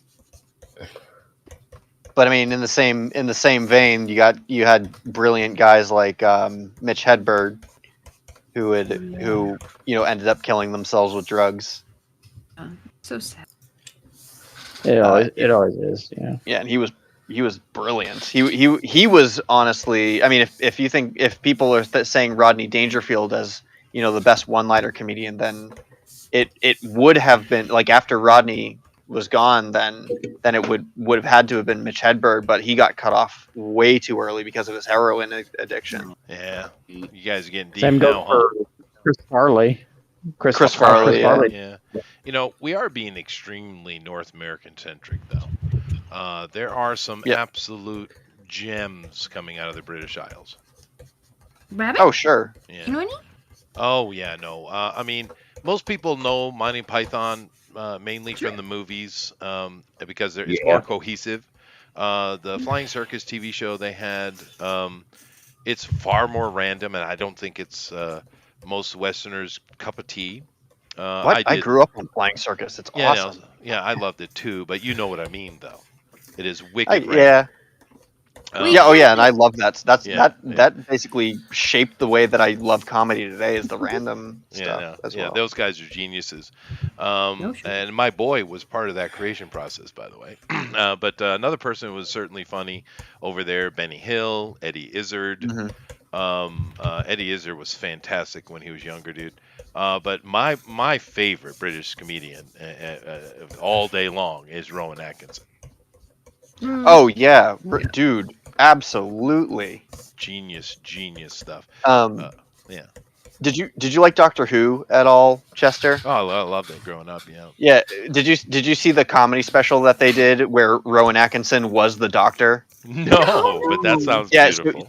So you can go on YouTube and watch what it's they made an hour-long Doctor Who made by the Doctor Who crew. Mm-hmm. But they lampooned their own series based on what the audience was telling them, and Rowan Atkinson plays the Doctor, and it's just Rowan Atkinson's the best Doctor. Well, dude, he would be a great Doctor, actually. Oh yeah. Yeah. Oh, absolutely. Because I know most people just know him from Bean, and of course it's a great character, and of course if you like Monty Python, he was involved in a lot of that writing. But and I like Bean too. I love the fact that it's so universal, but that's not my favorite Rowan Atkinson, dude. I mean, the Thin Blue Line, Black Adder. Black Adder. Those spy things he did. What was that other TV show he did, Rabbit? Johnny English. Yeah, well, Johnny English. It's Yeah, a those- lot of things. I'm surprised you even know the Thin Blue Line. To be honest with you, I thought that would have just been people over here. Well, He I wasn't grew in up in Faulty New England, Towers, was he?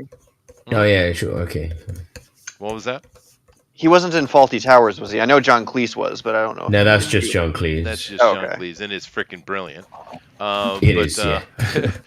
But no, I can't. There was another show Rowan did it, but I mean, anything he touches, he's just one of those guys that anything he touches is freaking brilliant. I mean, even his stand-up stuff, like there's so many great characters he created for his stand-up. He had a little troupe he worked with in stand-up.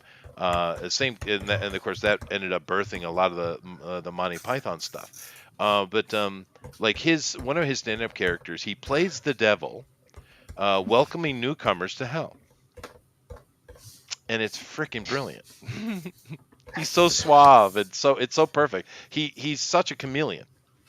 Right? He is one of those actors that, and I've talked about this on this show before as well, but he's one of those actors that when you see a Brad Pitt or you see a Tom Cruise or you see Rowan Atkinson's one of those guys that can make you forget that he is Rowan Atkinson playing a part. Yeah. No, Most people forget that he is Zazu in The Lion King because he doesn't play Rowan Atkinson playing Zazu in The Lion King. He's playing Zazu. Well, like his Blackadder characters, the various Blackadders, his Thin Blue Line character, they're not relatable at all. They're completely different. The Thin Blue Line, he plays a cop, and I know this is weird for a lot of people when they think of Bean because that's what is in his name, but he actually has romantic relationships in that show. He actually has sex with the ladies. It is weird. I mean, because it doesn't equate in your head with Bean, right? Because that's an asexual character. Does he flicker Bean? Yeah, look, they don't get vulgar about it. Of course not. There's a lot of innuendo, of course. But yeah, no, Rowan is spectacular. Who would you say is your best comedian, Rabbit? I don't know. You're asking questions when I'm in the middle of deep concentration. I don't know. I don't know. I know what I grew up with. I don't know. I don't really watch stuff like that nowadays. So, but I don't know. Yeah, Rowan Atkinson's funny. Definitely Blackadder. No, fair enough. I don't know. I used to love a lot of old English comedians, but I can't really remember all the names. And a lot of them were like Dave Allen. He was funny. I don't know if he was English or American. He was really funny. Dave Allen. The guy with the fez, he was freaking hilarious. I can't remember the names. It's so long ago since I watched them. They're all old comedians. So there was Jasper Carrot. He was pretty funny, but it was more down to earth for the humor. It was funny. I don't know. It's relatable to you though, isn't it? Because I like you said, you know, about what's his face, Jimmy Carr. He's freaking hilarious. And the guy with the Scottish guy, Scottish guy with the glasses, with the beard, who's just extra offensive. He's hilarious. Can't remember his name. Yeah. Benny well, Hill. you mentioned Billy Connolly as well, and he's Scottish. He's hilarious. Yeah. Oh yeah, I like how he does his jokes and just goes off to random rambles and stuff. Yeah, I love Connolly. He's great. But of course, you guys, there are some super famous British people we don't affiliate. Laurel and Hardy, of course, are British. Charlie Chaplin, right? Oh yeah. Another really great guy was like Peter Sellers. I love Peter Sellers. Ronnie Baker was another really good one. Let's see here. There was that old dude, Kenneth Williams. I remember him. You got all the Carry On movies as well, haven't you? Yeah. Well, like I said, I grew up in New England, dude. I got a lot of BBC growing up. A lot. Yeah, the Carry On stuff's fantastic. Yeah, it is. Norman Wisdom.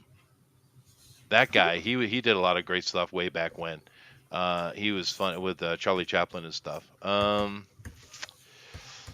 Trying to think here, some other people, of course, John Cleese, of course, all those guys, Monty Python. Come on, brain. Peter Kay. I remember him. I feel like we're not getting into sitcoms or anything like. So this is more. For, some of these do sitcom stuff too. Yeah. Yeah, they do. I'm just trying to A remember. lot of them do both, don't they? Oh. Yeah, I'm He's just not- trying to remember some really good comedians I saw when I was younger. Pure stand-up, maybe Peter Cook. I think he did a lot of stand-up. I don't remember him doing a show. Maybe he did. But yeah, there are some real amazing British comedians over the years for sure. But Rowan's my favorite. Although I don't know, that's tough, man. Because young Eddie Izzard was freaking fantastic, dude. But what about Rick Mail? You're forgetting Rick Mail.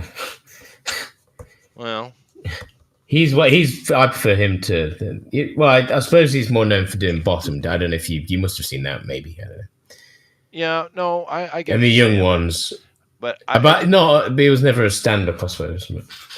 No, and that's kind of what I was talking about with Eddie. I was trying to, because they were talking about stand-up, not sitcoms, right? Although Eddie has done a lot of TV since, hasn't he? And movies and stuff. But young Eddie Izzard stand-up was fantastic. Have you guys seen his Dress to Kill? Yeah. I've seen bits and pieces of him. I don't know if I've ever seen. I'd have to, if I were to watch it, I'd have to watch it again. You should. It's brilliant. It's absolutely brilliant. It's hilarious. He's an executive transvestite, just so you know. Oh yeah, no, I know who he is. Yeah, he's great. I'm very aware of Eddie. Yeah. What do you think of Ricky Gervais? Ricky's another British guy, and I mean, he is funny. He makes me chuckle, but I like him more for his irreverence than his comedy. But he is funny. More like a social commentary. I remember he. Oh. No, go ahead. I can't really recite it verbatim. I just remember the impression it gave me. Was one time he was trying to explain how like the joke the joke that says like women aren't funny, and he explained the joke, then told the joke again, and it was funny. And I was like, that was impressive. No, Ricky's skilled. He's got skill. I mean, he's famous for a reason, right? He's earned it. He's earned it. His last comedy special was really good. Yeah. And he's the type of thing where everything's on the table. And that's good, right? Like his little Bible thing, that show we just basically did about the Bible, would be very offensive to Christians for sure. But it's still funny. Yeah. The Bible, the dusty old book, as he calls it. Yeah. Comedy. I don't know how Roald Dahl is connected to comedy because he's not very funny. Were any of the stories funny ones, or do you think there was a particular? I think they're all very whimsical. But... I think there's some whimsy in there. Yeah, I agree. Yeah. Definitely whimsical. But is whimsy comedy? That's a good question. Alpha Proto says blasphemy is not funny. I do apologize. Yeah. Yeah, Ricky is very blasphemous. That is, he is. But is he though? Because I've seen him do interviews and conversations about his atheism, and I think it's more of an act. I don't know that he's really a hardcore atheist. Yeah, he's not like a Patton Oswalt atheist where it's just like, we get it, you don't like it, shut up, No, I think it's more of just the bit, because controversy is kind of a very strong tool for a comedian, right? Yeah. Well, because the rules of comedy, there's three people you have to hate. I think it's three, but I can only remember two. One is yourself. The second is the audience. Yeah, that's good. Well, there was a British philosopher, intellectual in the 20th century. I can't remember his name offhand. He was one of the most brilliant humans ever, though. And he'd get up and do debates just going against religion. And many people think he was like this super hardcore atheist. But they kind of missed the point, and he explained it in one of his conversations he was having with an interviewer. And he explained that, he has no problem with the faithful. It's the bureaucracy he hates. What was his name? He was so brilliant, Rabbit. His brother's trying to do Hitchens. Christopher Hitchens. There it is. Yeah. Hitchens. Yeah, no, absolute brilliant. That's not a dude you walk into a conversation with unprepared. Right? It's kind of like Ben Shapiro. Ben is like a so mini would you Hitchens. like? Well, I mean, there's certain people you don't walk into an argument with unprepared. Just plain and simple. Absolutely not. Oh yeah, absolutely not. Oh yeah. There we go. I mean, there. Oh, this is coming out cute. Hey. And there's another British guy who is also super atheist man. He's more annoying though. I much preferred Hitchens because he was more practical about his opinions. Talk about Dawkins. Yeah, Dawkins. That guy is so. He just. It's too much hate in him, dude. Yeah. That's the problem, right? No. I like what Thundero said. No hate. He said Let's the only not- yeah. the only blasphemy in here is the lack of acknowledging Norm Macdonald. Oh, no one mentioned Norm Macdonald? No way. Nobody has talked about Norm Macdonald. That's so funny because it's. I was that's going to mention him on my turn, but catch up. You're right. He's awesome. Please. Yeah, go ahead. That's my favorite. It's Norm, and Norman right now, dead Norm, and of course all the legends that have been named, and then right now there's a bunch of people that make me laugh out loud. Tim Dillon, Joey Diaz, and freaking and maybe Tony Hinchcliffe is probably my favorite alive because he's so quick, so fucking quick. Mm-hmm. Yeah, no, and he's evil for evil's sake, which is hilarious. Which is hilarious, yeah. But Norm Macdonald's a little bit different to this conversation because Norm Macdonald is not an act; it is just Norm Macdonald. That's the pure truth because he would say he would basically just say things off the top of his head, like he would say jokes that would bomb live, and he'd just be like, "Well, that one I won't use that one again." Like. Yeah, no, but he's different. It's a different animal with Norm. But he is very real smart quick. guy, I gotta mention Dave Attell as well. Oh yeah, David who? Dave Attell. Dave Attell. I don't know this one. Yeah, you don't know Dave Attell? No, let me go check real quick. Yeah, he's pretty good. I agree. I agree with that. He's funny.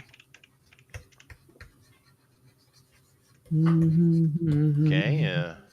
Attell. Okay. Yep. He's the host of Insomniac. Okay. Insomniac was a good show. I forgot about that. I never saw it. I don't really watch TV though. His face does look familiar. I might have seen him. He does like Jew jokes, right?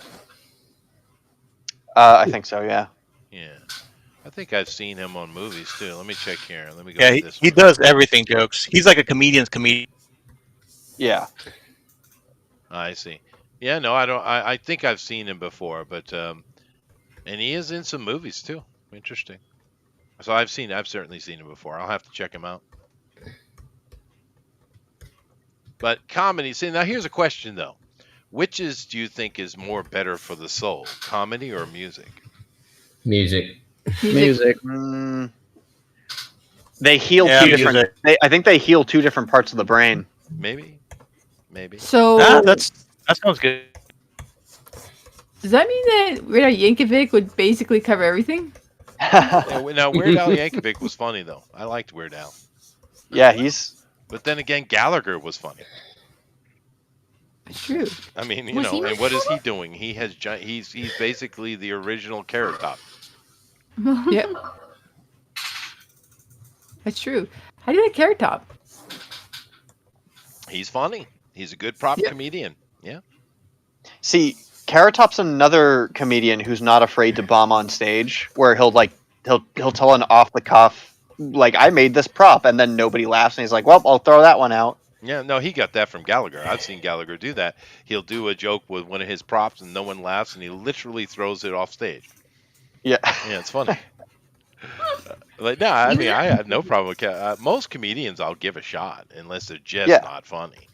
I've seen it. Yeah. Well, I mean, we're in this new era of the anti-comedy, where like stand-up comedy shows are just or like Richard not Wright, funny, something like that. Do you mean like that, or do you mean just not intentionally not being funny?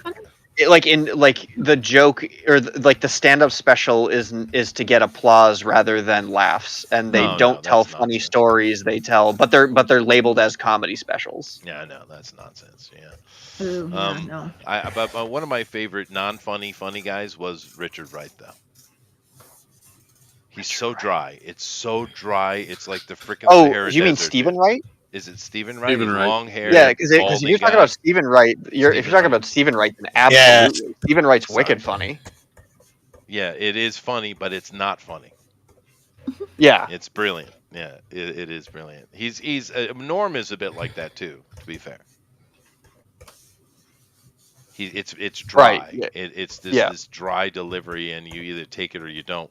But one of the best little skits that Norm did for me, he told this long ass story. I mean, like a Peter Griffin long pause, type of story, and then the punchline was the stupidest thing. It's just so damn stupid.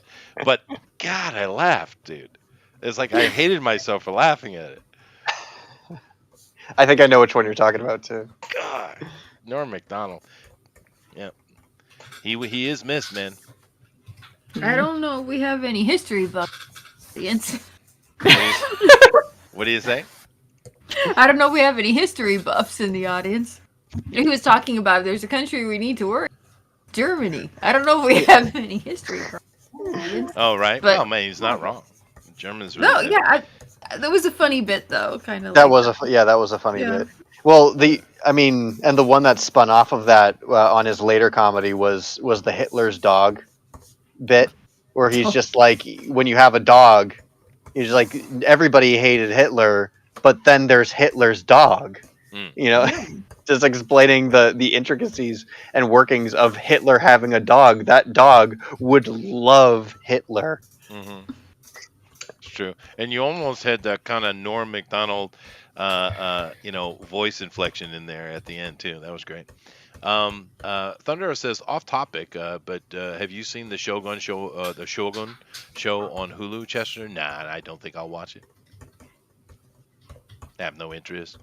I mean, the original story of that was about a Dutchman, I think, who had come over and befriended the Shogun. And it's more about just their interaction and kind of showing off Japan at that time. But it looks like the new one has like nothing to do with that. I thought I skimmed through the first episode and that was kind of what it was hedging towards. I haven't watched it fully, so I can't really say, but it looked okay to me. I suppose it depends though. If it's based too much on history, if you like history, you're not going to like it anyway, are you? Maybe it depends. Sometimes they do a good job. But I also saw the trailer was focusing on this super warrior girl, which is not even a thing in Japan at that time. Mm-hmm. Didn't exist at all. Now there were certainly jonin, but their job was to get in bed with a man and get information. They weren't fighting or killing anything. It just didn't exist. There are no fighting women in Japanese history. I don't think if you understand how patriarchal the Japanese are. They're not like us Europeans, Mm-hmm. So was it not a story about friendship after all? Or? It was. And it was about the pressure of the shogun having the responsibilities of being a shogun as well. Because sometimes the Dutchman overstepped his bounds, and the shogun didn't mind it, but his culture did. It's kind of like that moment in Anna and the King, where, or the King and I, where she intercedes to try to help the two lovers because she doesn't like the fact that he has a harem. And basically ends up getting the girl killed, right? Beheaded, and her lover.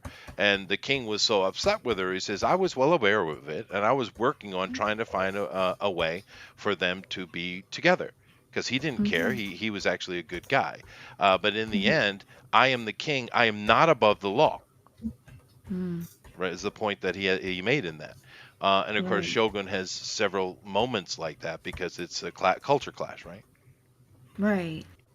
So on an individual basis, they don't have a problem with it. Right. Kind of like. But I guess that's how. Oh, maybe people learn and grow a little and kind of point out how deeply tragic. Yeah, but keep in mind, this new Shogun is being made by Disney. Oh. Yeah. Okay. Wait, That's what? the only thing they just couldn't see. They might not be good. I don't know. Yeah. Expect much. But they do some good stuff still sometimes, you know. Do they? It's very rare, but No, of course, that's Yeah. true. That's true. Well, so far I heard like a historian who viewed the trailers and everything and didn't find anything wrong with it, like historically. Yeah, I don't. So far, so I don't want to give any energy to Disney whatsoever, dude. Yeah. I understand. Well, I mean, yeah, I really understand. They're working on getting rid of the CEO. They said that they're trying to like coup him, and they said that he has 90. Is it 9 months? It's either 90 90 days or 90 months to start turning a profit in Disney, or they're going to basically vote him out. Right. Oh, there is They just a hostile takeover in They process. just fired that guy. Oh yeah. They just fired the production Yeah, director so- for all those live action god awful. Yes, they did. That's right. Well, we'll see. I mean, they can turn it around, but the problem is that the bridges are burned, dude. So even if we get some good stuff coming out of them, Yeah. a lot of it's gonna people take a just while are just like to rebuild me. anything like that. Yeah, Mhm. I mean, Mhm. like me, it's like, nah, I'm done. Mhm. So they've just burned the bridge, Yep. and it's bigger than just start making good content again. It's going to take time. Yep. You can't say, "Well, this isn't for you," and then make something that is, and expect people to go, "Yeah." Well, the thing and that's not even the irritating point. They can make something that's not for me. I have no problem whatsoever. But don't Yeah, then exactly. yell at me for not watching it. Not making it. That's Mhm. the problem. Well, if it's not for me, then why would I watch it? Right. But they Why get would mad you at you and blame you and try to mock you and shame you. It's like, what are you doing? You are a passion for like this mediocre movie. That's. Well, I mean- I'd rather watch. a good Yeah, it's not movie. my fault. You make bad content. Yeah. Right, but how is even it then, not- I'm sure there are people who love those things. they're And that's like, fine. no. Right? There's Mhm. nothing Yeah. wrong with it. But just stop yelling at me. Just stop. Right. Yeah. It's okay if you like it. That's fine. That's It is. that's It cool. is fine if you like lowest common denominator entertainment. That That's is true. fine. Well, there are people Just like that, dude. Right. don't ask me to respect you. Dude, Taylor Swift makes money. Yeah, Yeah. she Like got that Oh, cult. yeah. She got that cult Illuminati money. She does, Oh. dude. There's that. And how long do you think before that propaganda campaign with this football player ends? Because it's a propaganda campaign. Because Oh yeah, absolutely. NFL Because is not they're doing trying to get. well. Yeah. Yeah, they're trying to get NFL money easily. So it's just a setup. And she has so many bodies on her. What does she care, right? Poor thing. Well, no, not a Yeah. poor thing. She chose. She's not a It's poor pretty thing. She pathetic. chose to sleep with all those men. That's her choice. Yeah, it's pretty pathetic. Yeah. Honestly. It's just. That's where she gets her material from. It is. But then all the literally. some person in the crowd took a camera video of her from behind, and the internet was so upset because it wasn't flattering to her, and you male gaze is horrible, and I'm saying, dude, she literally makes money off her whorishness. She literally makes money off of it. What are you talking about? That's like And, saying a porn star it's bad for looking at her tits. What the That's what you're being paid to do. It's So, weird, right? yeah. It's weird. Even though I don't agree with it. Yeah. It is Yeah. fine. If you didn't want to. Yeah. But it's weird. It's literally how you make your money. If you didn't want that, then why are you a porn star? Yeah. And this isn't new to the pop industry at all. There's plenty of people who are exhibitionists, who are theater people. Alice Cooper, he's literally a Christian preacher, literally. Yep. But he loves Halloween theater, and that's what it is. That's. Okay. Yeah, Alice Cooper's awesome. Yeah. But it's so weird. Oh no! What? How much My time do we have program left? just crashed. Okay, I didn't use everything. You don't have any time Yeah, left at my all. program I'm crashed just too. waiting for. No, you can't say that.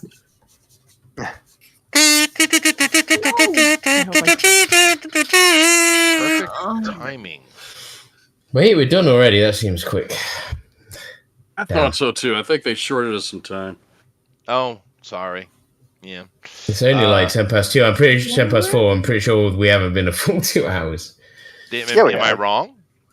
No, I thought it was like 20 past-ish we started. No, I started at 11, and here I am at the Chatted for a while. Yeah, we chatted. It's my fault. You can blame me. Girl Next Door. You know, the Girl Next Door vibe that I thought was so tragic was, I don't know her name, but that little girl from The Boys. She had that perfect Girl Next Door look. Dude. And then butchered her face, dude. What are you Butchered doing? her face. Yes. Yeah, I hate That that. was insane. It's I couldn't so believe it was crazy. real. I actually had to go look it up to make sure it was real because of how do that? awful it was. It's like Megan It's all Fox. over She was a Instagram, cute so girl, yeah. man. What are you doing? Man, Well, don't have that's God the, in her. that's the culture we breed. It's yeah, that's the poison, culture dude. we. It's poison. But that girl from The Boys was a mega shot because she had the perfect Girl Next Door look. That's exactly what Yeah, they she was wanted. wicked cute. Super Yeah, she was cute, wicked cute. but not gorgeous, not overly sexy. Just the Girl Next Door. Exactly what you needed for that character. A person I would ask out, honestly. Yeah, exactly. And then she went and tore her face up like that. Oh my goodness, dude. Yeah, Yes. it's awful. And then it's not her fault, it's yours. You know, just keep that in mind. Anyway, Right. let's go take a look what we got. We got some interesting things, and I do believe that Jason is winning. But let me start over here with Andrew. That is disturbing, and I don't know why.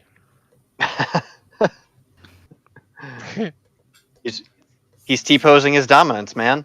He's T-posing. What is T-posing? What is that?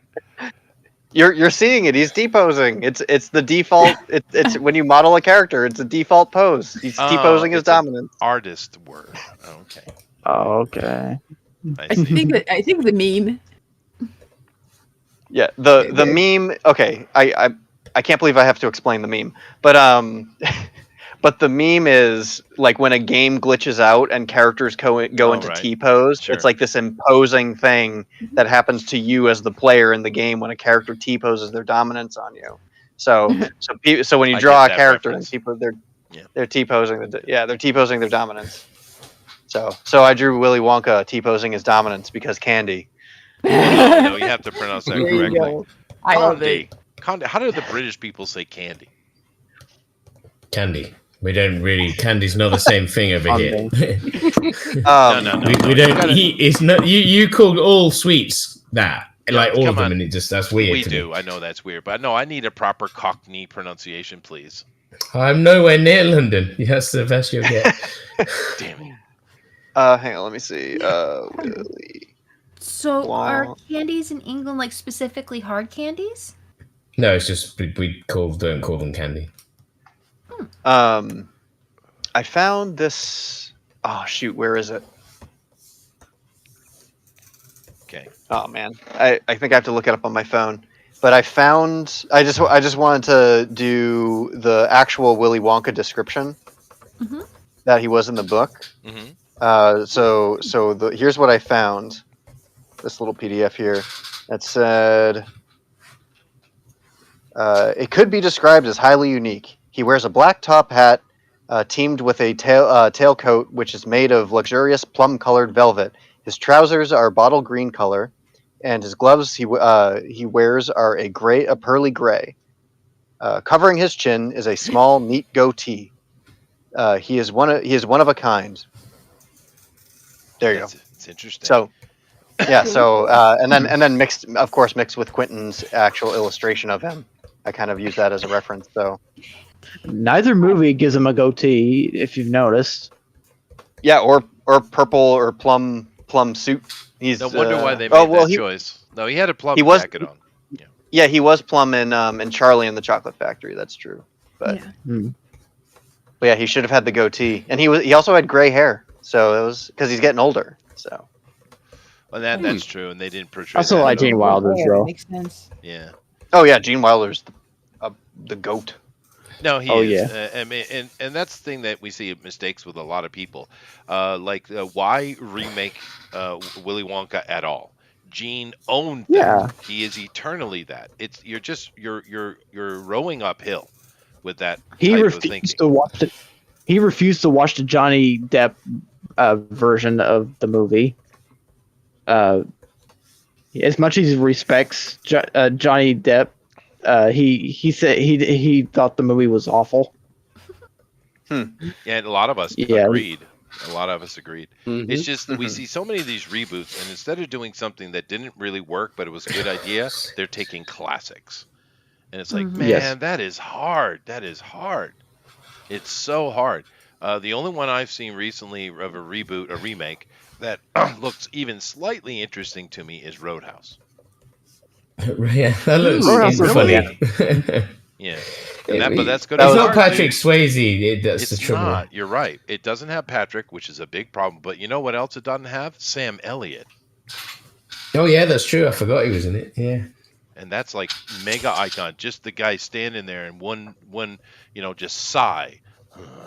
It's that's all you need, right? Anyway, Sam is still alive. He could do a cameo. He could.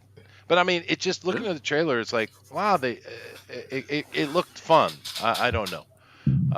We'll see, and I don't mind Jake. He can act. But anyway, if you guys like what Andrew has done and his Willy Wonka, more authentic to the book, then go ahead and get in there and T-pose him a vote.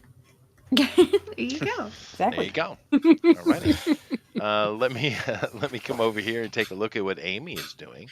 Now Amy is doing what was her name? Lady Spider, Miss Spider? Miss Spider. Miss Spider, yes. Yep. Yeah, it's you have to back it up so we can see the full version of it. Oh, back up. We can only see a little piece of it. You have it catty cornered as well. Oh my gosh. I can see it. I see the whole thing. Can you? Huh. Yeah, I can see the whole thing. Yeah, I can see it. I can't. I'm only. It's catty cornered. It's like you've locked for some reason. Yeah, that's weird. But whatever. Maybe post it in the draw. Do you want me to post it in the draw? Oh, I can see her moving it and everything. It looks good. I don't know what it looks like on YouTube. It's I can locked go over there on and look, me. though. It's locked for me. Okay. So just put it in and I'll show it more. Oh, there we go. Okay, I can see it now. Yeah, it's cute. It's very cute, Miss Spider. Although I had the impression that she was way bigger. You know what? Maybe not. I'm not exactly sure. But I kind of like the way this came out. And I thought she had the little candy, and it was really big. And it might have been before she got hugified by the peach. Giantified by the peach, yeah. Yeah, that's kind of true. That was the idea. Everything that was in and around the peach had gained size, too. That's true. So this is her pre-peach entering stage. He's got a little candy. Yeah, probably a peach flavored candy. Yeah. Probably. It is super cute though. Jeff, do you have an opinion on this one? It's so cute, my teeth hurt. Yeah, that is a problem. There's candy in it too. Teeth hurt. That's fair. Thundera saying that Taylor Swift is not attractive. Well, I don't know. I think she's cute. I could eat that spider. You could eat that spider? It looks like candy. I looks wouldn't like suggest eating spiders. It looks grape flavored. Probably not good for your indigestion, just so you know. Although, There's a cotton candy. You don't know that, Chester. Well, we don't know that. But one thing my grandmother used to do, the old people used to do, that if you had a cough or a scratchy throat, they would literally take a cobweb, a spider web, and put it in like tea. And you drink it. There's some chemical in spider webs that actually is good for sore throats. Why have I heard of that before? And it's a real thing. I don't know. It's an old, old lady remedy. Oh my gosh, that's kind of cool. It sounds like a magic thing. Yeah, but there is probably some placebo in some of those. But they just they figured it out. It worked, right? There's a lot of things in science today that they'll tell you this is how it works. They don't know. They have no clue. They don't know. They don't even know. They don't even know how a freaking why the electron turns. They have no clue. Yeah, so that's true. The old people did the same thing the modern ones do. They saw, this worked, so therefore let's do it. Like another interesting thing they understood. If you having headaches or migraines, some people have troubles with this, right? It's a blood pressure issue. But if you put an ice cube in your left hand, not the right, the left hand, your headache will subside. It works. An ice cube in your left hand? In the left hand. Hold an ice cube in your left hand. It will reduce or even get rid of your headache. It will. Wow. Amazing. Well, now, how long? Like, does it last until the ice cube melts, or Lasts for quite Is a it- bit, quite a long bit actually. Yeah. interesting? Well, hopefully, I'm not going to get any more. Well, it's probably because that nerve ending in the left But if hand I is do, going I to a shall certain hopefully part of the remember to brain that by putting that cold in there, affecting the nerve, you're effectively lowering the pressure in the brain, therefore getting rid of the headache. It's probably what's happening. I don't know the science of it, but That would be my guess. yeah. That's the way it sounds. But Sounds there's a good. lot of old medical techniques that work really well. Yeah. Anyway, cool. Vote for a straw poll. Awesome. Now, I haven't mentioned this yet. I was kind of keeping it under my hat. That was a Wonka joke. I think Eric's having a bad day. Oh, So No, I'm having a really good day. Is Eric teasing us with the Zombiful World of Wonka? I have a feeling so. Yeah. Now, Are we getting a new one? Are we getting a new one? No, they're just eating Willy Wonka. Oh. Is it? Now you should. It'd be funny if it was the Blueberry Girl. Well. it could be. I mean, Violet. We could turn into Violet. You can make it Violet. Yeah, she deserves. Oh, I could throw little blueberries around it. Yeah, I could draw some blueberries. What was the other Varuk? What was that other girl that just Veruca Salt? Veruca Salt. Veruca Salt. Oh, she Veruca. deserves it. Yeah. Or what What was a the TV nasty boy? piece of work. Oh, yeah. TV yeah. Mike. TV Mike. Yeah, Yeah. Veruca Salt was a nasty thing, dude. But that was the point, of course. Don't forget Augustus. Yeah, his crime was just being fat. Augustus. Yeah, he just loved to eat, man. Augustus died Yep, for the Luke. crime of being fat. Well, they're all deadly sins, right? Is what they're representing. Yeah. Yeah. Yeah. In Yeah. the Johnny Depp version, that he's had a scene where Augustus pretended to offer Charlie some chocolates. Would you like some chocolates? Oh, And yeah, she yeah, bought yeah. some. So at least he did one mean thing. Mm-hmm. So like, yeah, So, like, you're you kind know- of nasty. Yeah. Well, Willy Wonka is a horrible, Boy is more than monstrous human fat. being. You guys He's do greedy. realize He represents greed. Yeah. But at least he gave him some. Like he had something more wrong with him than just simply eating too much. Right. So, Charlie, which sin is he?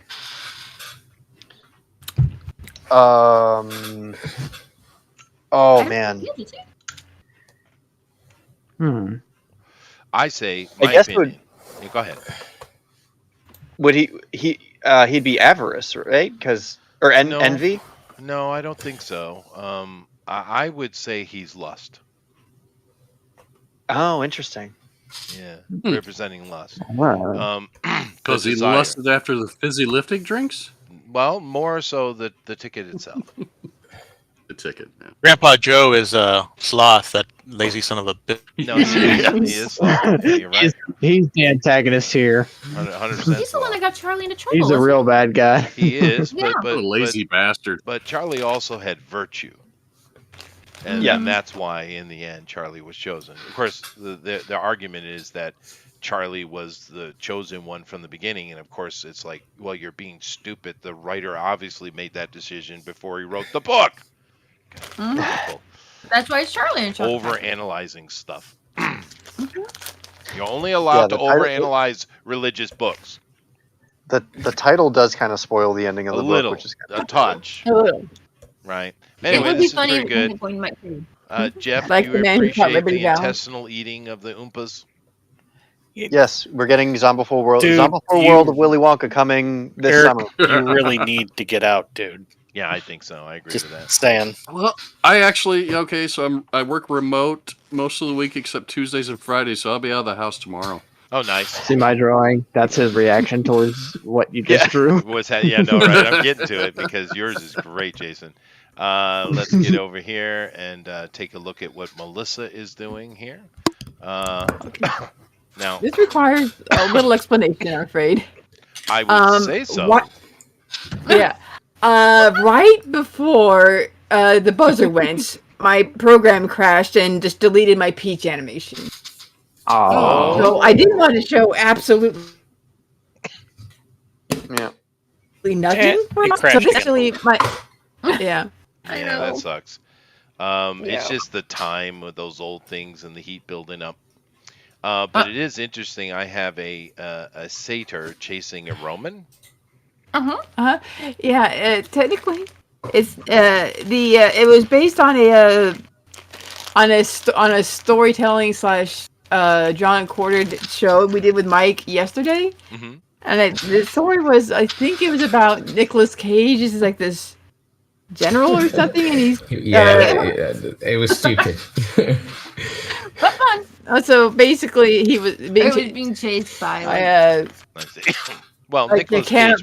the camel and Amazons and like a minotaur. So I kind of borrowed the cannibal thing, but on the minotaur is supposed to be like, played by Amber Heard or something, and so she's just chasing after gladiator soldier Nicolas Cage with a knife and fork. Nicolas Cage makes everything better. Although, to be fair, there is no such thing as a female minotaur. We had that conversation yesterday for ages. Yeah, I know. Nor is there a female satyr. But that is cute. It is cute, though. However, I did enjoy trying to draw trying to animate the kind of the anthropomorphic legs. That was a challenge. It's different. It's good practice, though, I imagine. Now, of course, we were watching your art during the show, and I saw what you were doing with the seagulls and Miss Spider's silk, lifting it into the air. So we did get a look at it during the show. It's unfortunately crashed, but definitely go back and check it out. But if you like what Melissa's done, and vote for the show, keep in mind she was testing new technology today. Yeah. Now Jason is just pure cheating. This is pure cheating. Yes, he is. Because that is a spot-on Gene Wilder, and he is absolutely befuddled. Yeah. God must be on my side today, because I'm even surprised myself, honestly. The colors wonderful, are dude. great. It's wonderful. It's amazing. You know what? I'd love to see Rabbit do a full-on realism portrait of Gene Wilder. You should. Oh yeah, he can do it. No, I mean full on. Maybe Young Frankenstein. Oh man. Oh yeah. No, I'd love to see Rabbit's version of Gene Wilder. He has a really good Nicolas Cage. Yeah, no, that. Yeah. Well, Nicolas Cage is wonderful. I love most of his stuff. So. I'll just share. I am sharing. Well, you'll see when you get to me. I'll just put what I did last night on. That do you have an opinion on this beautiful portrait?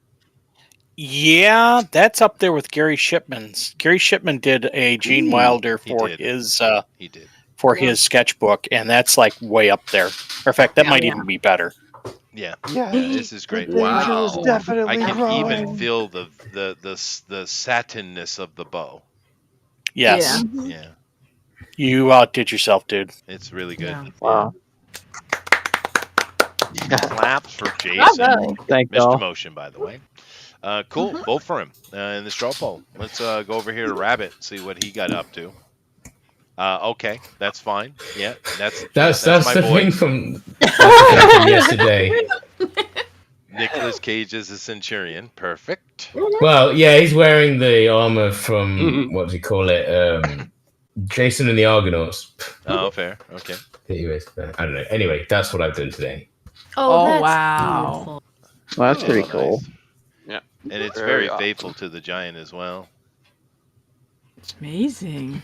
Oh, because so heartfelt. That was a great kid's book, man. It is, but I also think it's because he's like the only giant that stands against the other giants who just eat everything, people included. Right. He's the only good one. Yeah. Yes. He is the singular giant. Yeah. Yeah. No, I think it's really, really good. You might want to put the dress that she's wearing, put a little bit more color in it so she pops away from the hand better. Well, I haven't had time. I was working on the face.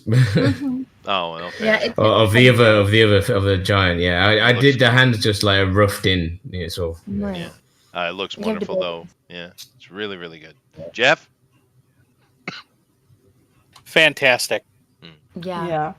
It's beautiful. Although Nicolas Cage in armor, that's kind of hard to beat. Yeah, okay. Yeah. Fair enough. Well, maybe he's running around in the bottom, going like, hey, put the girl down. Put the girl down. No, I mean I was surprised. He did Renfield, and he played Bela Lugosi's Dracula. Yeah, it's great in that. I thought that was Perfectly. That's fantastic. By the energy. way, Yeah. he even Yeah. looked like Bella. It was stunning. Nick, man, I just can't believe it took him that long to figure that out. Mhm. Nevertheless, if you like what the rabbit has done, please vote for him the straw poll. Alan, go ahead.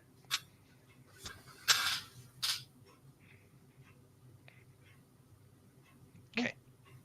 My sound's been screwy, so I have no music. But That's it fine. would have been the theme to Total Recall.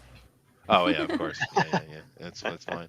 Because of course it would. It's so I love the expression. His expression on his face is so good. Once Wonka. again, this is Willy Wonka mashup with Total Recall for any of those who don't know. And it's cool.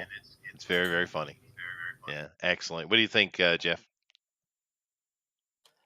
It's very cool. Yeah, it is cool. It's really cool. A creepy movie too. Wait. Very cool. Shame for Shimba Wonka though. Well, no, I mean, think about it. I'm getting echo again. A very delayed echo. Excellent. What do you think? But that's another one that got rebooted, Total Recall. And the reboot, if it was a different movie with a different name, it was fine. But it's not Total Recall. They just don't get it. Why don't they get it? Make a new movie, and then it doesn't matter if it's the other one. Right. Just make your own stuff. Make your own new. Yeah, actually write something yourselves. Make your own characters. Do well with If I it. had more time. Yeah. If I had more time, I would have put Grandpa Joe with 3 boobs in the background. Oh, that would have been Oh, best. Grandpa Joe with 3 boobs would have been best. Yeah. Yeah. All right, guys. If you like what he's done, please vote from the straw poll. Let me see. Is there anything I haven't seen? No. All right. So I'll go over and I will start showing the draw along stuff. Definitely, guys, get in there and vote. Of course, Jeff has dropped the straw poll. So let me go over here and Did start. JD drop anything? I'll let me check. That's a good question. All righty here. All right, draw along. Yeah, he There's did stuff in there. Yeah, I'll throw it up. Yep. All righty. Wow, that seed is long. Okay.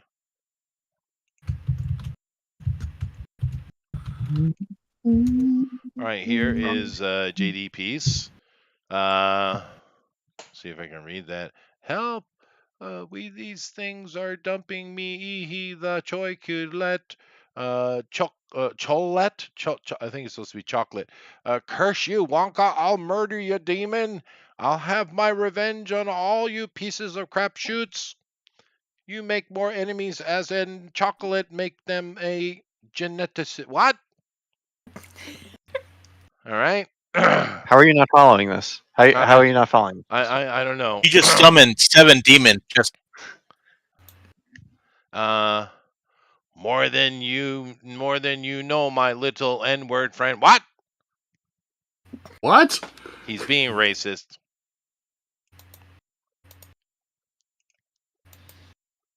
I'm a super villain made of some of Wonka's chocolate products. Someone needs to teach JD how to spell chocolate. I'm kind of getting that it's racist. Yeah, I'm kind of getting that he doesn't like Willy Wonka. I have a feeling. Yeah, I think he's rather anti-Willy, but that's all right.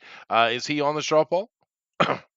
Yes, he Well, is. then you can vote for JD's racist chocolate monster. Go ahead. I will say that he did do multiple pages. He did a multiple-page comic book in less than 2 hours. That's pretty good. True. Racist and all. Here's another look at Jason's. And it's really, really good. Excellent. The floating head portrait looks good, man. I like it. I will just say, to be fair, Roald Dahl was also a racist, so it's very thematic. It is true. It is true. But his racism was slightly different. He hated Canadians. Oh yes, but we all hate Canadians. That's so Except, I mean, not Except like Kimma. Kima Yeah. community. Except We Kima, she we gets hate the passed. government. She The, gets the passed. government. We hate the Yeah. government. Yeah, like a Sure. lot of That's true. communities. Let's see. We have thoughts on a new Superman. Yeah.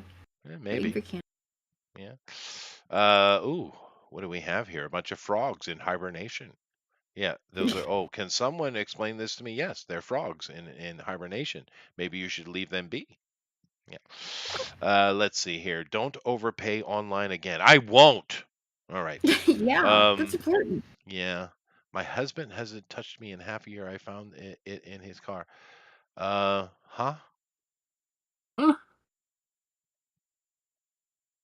What are we looking at? I don't know. Are Something you I shouldn't are be you looking sharing at. your screen? You're not Yeah, even sharing I'm your not screen. sharing Justin. your Oh, screen. You shoot. can't Well, see. probably it's a good thing, to be honest. Okay. But let me come over and share it then. Good grief.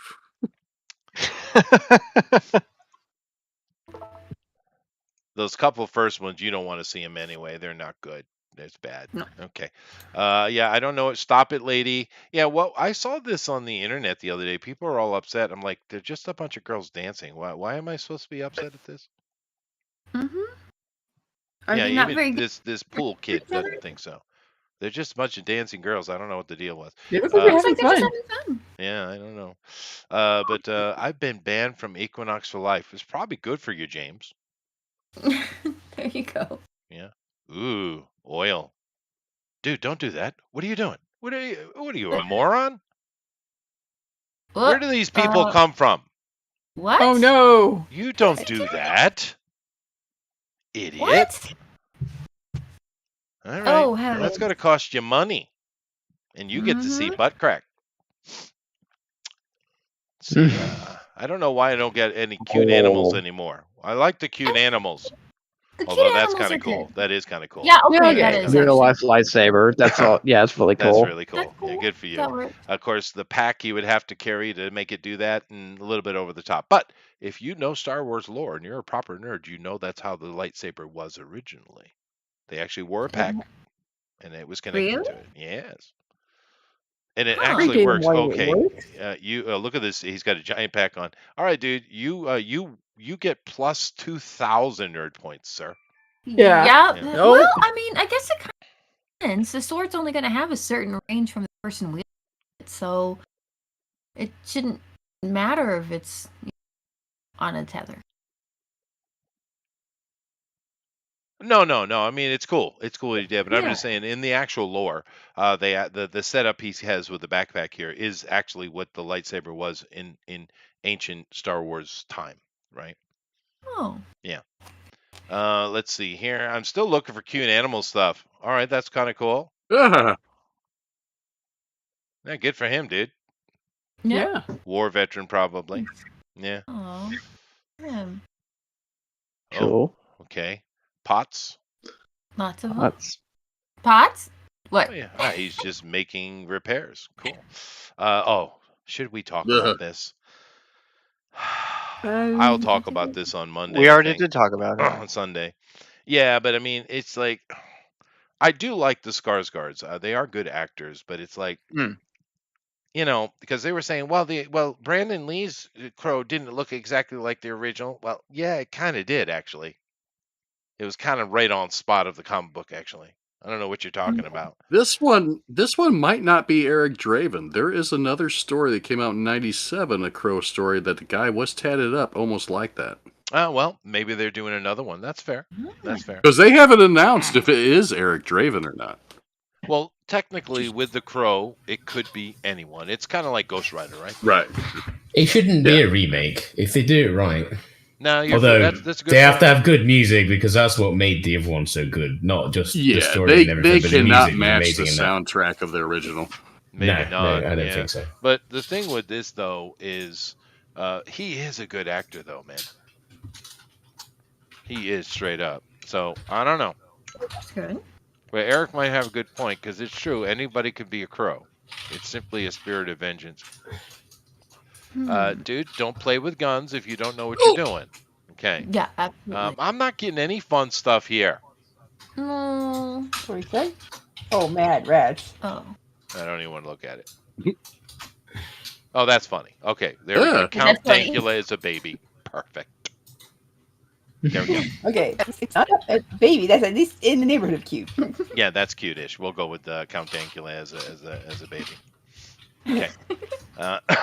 Let's go over here and look at it here. Of course. Oh, Gabby. Gabby did something. It's the 2023 art Oh. contest submission for Journey to Elysium #1. This, of course, with Johan, I saw which we haven't that. seen in a while. That's for Johan, yeah. Yeah. Oh, It looks great. Looks really I good. think some Doug Smith, Willy Wonka pieces were above this. Oh, I'm sure he's not going to miss some, but we want to see Gabby. Yes, I totally agree. Of course, I'm going to look at Doug's stuff. I haven't seen Gabby in a while, though. It'd be nice. Yeah. I hope All right, she's so okay. we have The Twits, which is a book I haven't read. This is so But man, That's Doug a- has nailed Quentin Wow. Blake's art style. Yeah. Yes. Are you surprised? No, No. I am not. Not remotely. It's I mean- incredible, and Doug is awesome. So Yeah, The that's texture true. Oh, yes. on that is just incredible. It looks more like paper and marker or something. It does some digital. Yeah, no, it's really good. I didn't read this book, though. I don't know this story. Wonka, Already. same thing you did. Oh. He did kind of the original Wonka. Yeah. yeah, but he did it in Quentin style, which is just wild. It looks Yeah. that ballpoint pen Oh my style is just incredible. That's so good. It is great. Yeah. And then, of course, we get Roald Dahl. Roald Dahl himself. Wow. Deadhead Roald Dahl. Does he not look grumpy? How perfect is that? And I know, just imagine that guy telling stories to his Right. granddaughters. Yeah. Because I think that's who he would tell his stories to, is his granddaughters, and then he'd scare the crap out of them. Right, which is fun. You know, when I was when my kids were young, I used to tell stories to them before they go to bed, right? Sometimes I read stuff, but I also made up stories. And I had this ongoing story world that was called Fudgefoot, and it was about this little bear, and he had a brown bear, but his left foot and ankle was black. He's Fudgefoot. And he had all his friends and his little adventures. I used to tell the kids all the time, Oh, that's awesome. and I it was love it. great because at that time my wife likes the yoga pants, as do I. But she had this blue and white striped yoga pants she used to wear all the time back in those days. And of course, the baby in the stories, the little baby, was the mommy in the blue and white striped pants. That was the baby's name. And of Oh. course, the thing is, and this is the truth, the women won't appreciate this, but the men will nod their head in agreement. When men fart, it's loud and funny. When women fart, it melts wallpaper. Right? And when the baby would fill his diaper, it would be incredibly stinky. And the kids agreed. Straight pants? It's like someone laid a pterodactyl egg. Yeah, right? Dude. But anyway, good on you, Roll. And then the twits. Am I not getting sound? Because I'm not doing my job properly.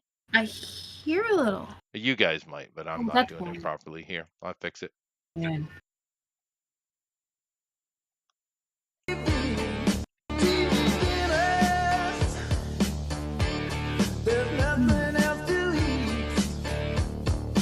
Is that Bad Company?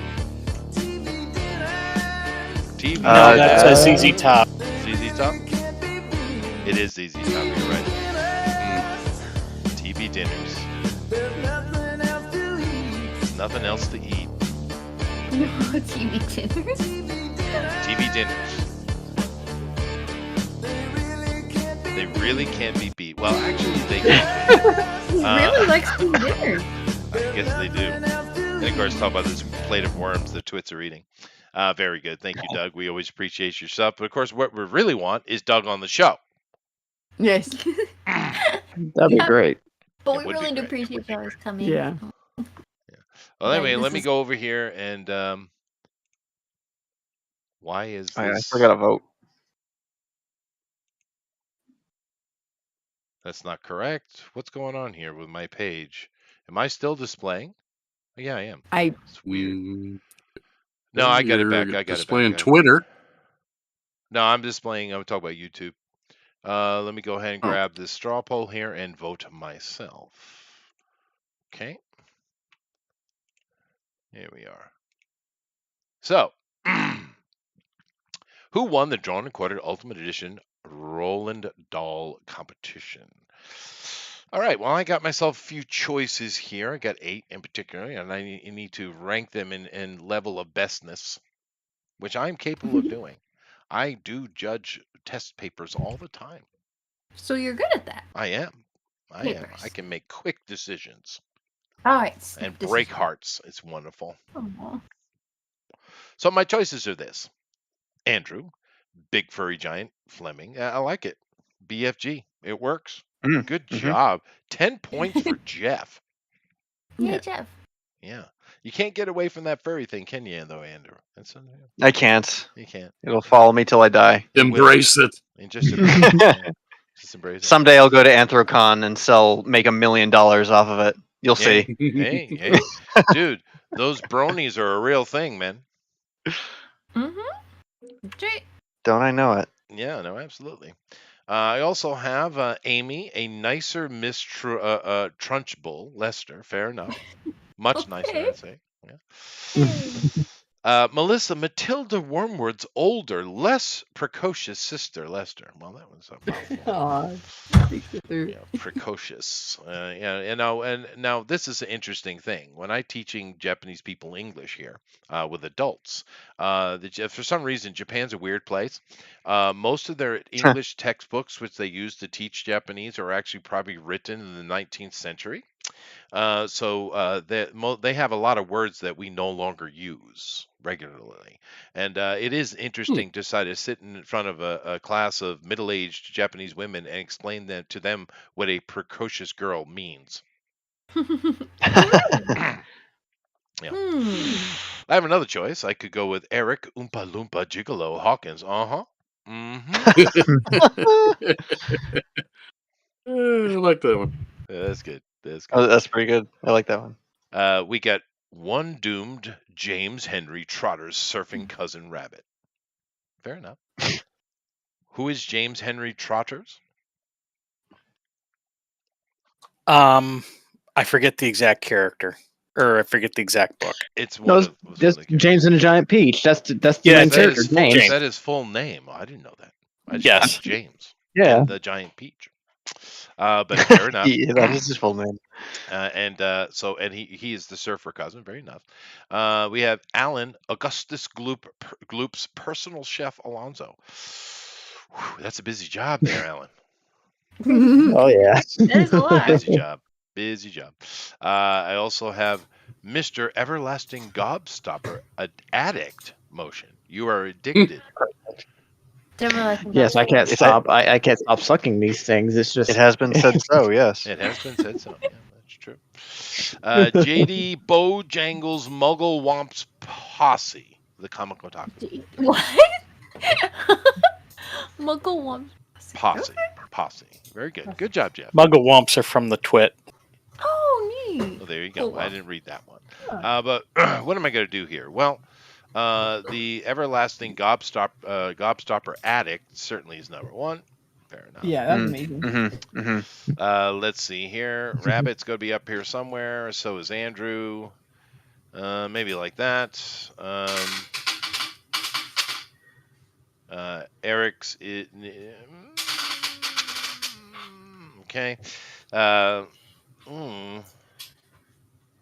Is this what I'm doing? It is. I'm done. I was decisive. There you go. That doesn't mean correct. It just means decisive. Well, that's okay. That's okay. Yes, I'm very good at making decisions, no matter whether they're good or bad. Just make the decision, stick with it. Alrighty. Confidence, then. Yeah, well, it is the way to be. Yeah. Have you? When's the last time you've had to go through 100 tests and correct them? Oh man, that would have to. Yeah, it sucks. And I'm the, or even more in some cases, and I'm the nighttime professor, so I don't get any grad student interns to do it for me, right? So I have to do it all myself. Yeah, I don't get access to the grad students. I should put that in my next contract. Did you have to have a grad student help you with reading? I don't know if I don't think I'm going to up my my next contract. I think I'm going to let it lapse.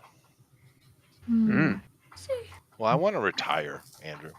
Yeah. Well, when you're the king of Malta, you can do that. Yeah. That's fair. Well, I have a right to retire. I've been busting my chops for freaking decades, man. It's true. This is what you've been training me for, Chester, so I can take over. That's fair. Yeah. You can start grading the papers. That's right. That's right. Yeah. Let's see here. Let me do one refresh real quick, and I'll call it.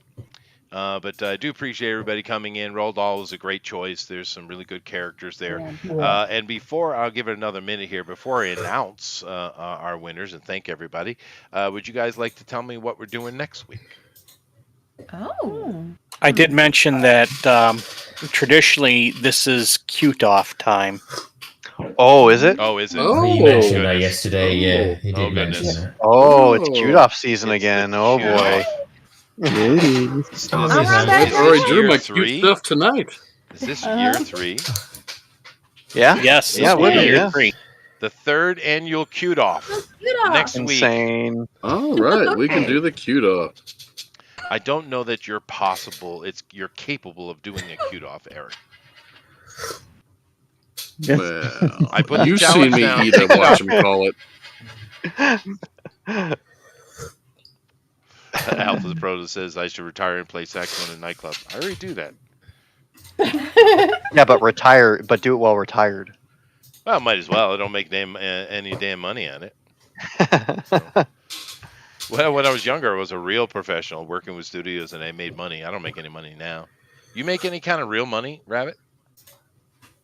Not really. Yeah. You make your money, you make it off merch and stuff like that, mainly. That's fair. Yeah. But that's all right. I play because it's fun. I don't really care about the money, to be honest. That's exactly it. It's a bit of a drug, really. Yep. It's kind of an addiction. Mm-hmm. No, it is. Get that dopamine hit from the crowd. Yeah, dude. The crowd. No, if you can, I know. Don't I know it, man? Crowd, man. It's so cool. Yeah. Don't I know it? Yeah. It's the reason why I like Copper Ravens best of all the venues I play in, because it's big-ish, but that place, the people who go there, it's at one of the cities up north.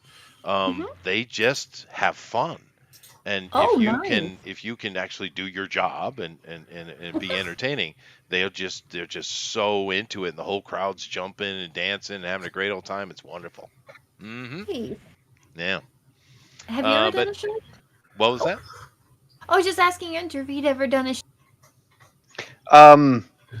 I've done different kinds of shows. Like I do like science lectures. I do art lectures and science lectures, but I do it with a comedy lens, and I do working the crowd like that. So if I get the crowd to laugh, that's my dopamine hit. It's great, man. It is so cool to get that feedback.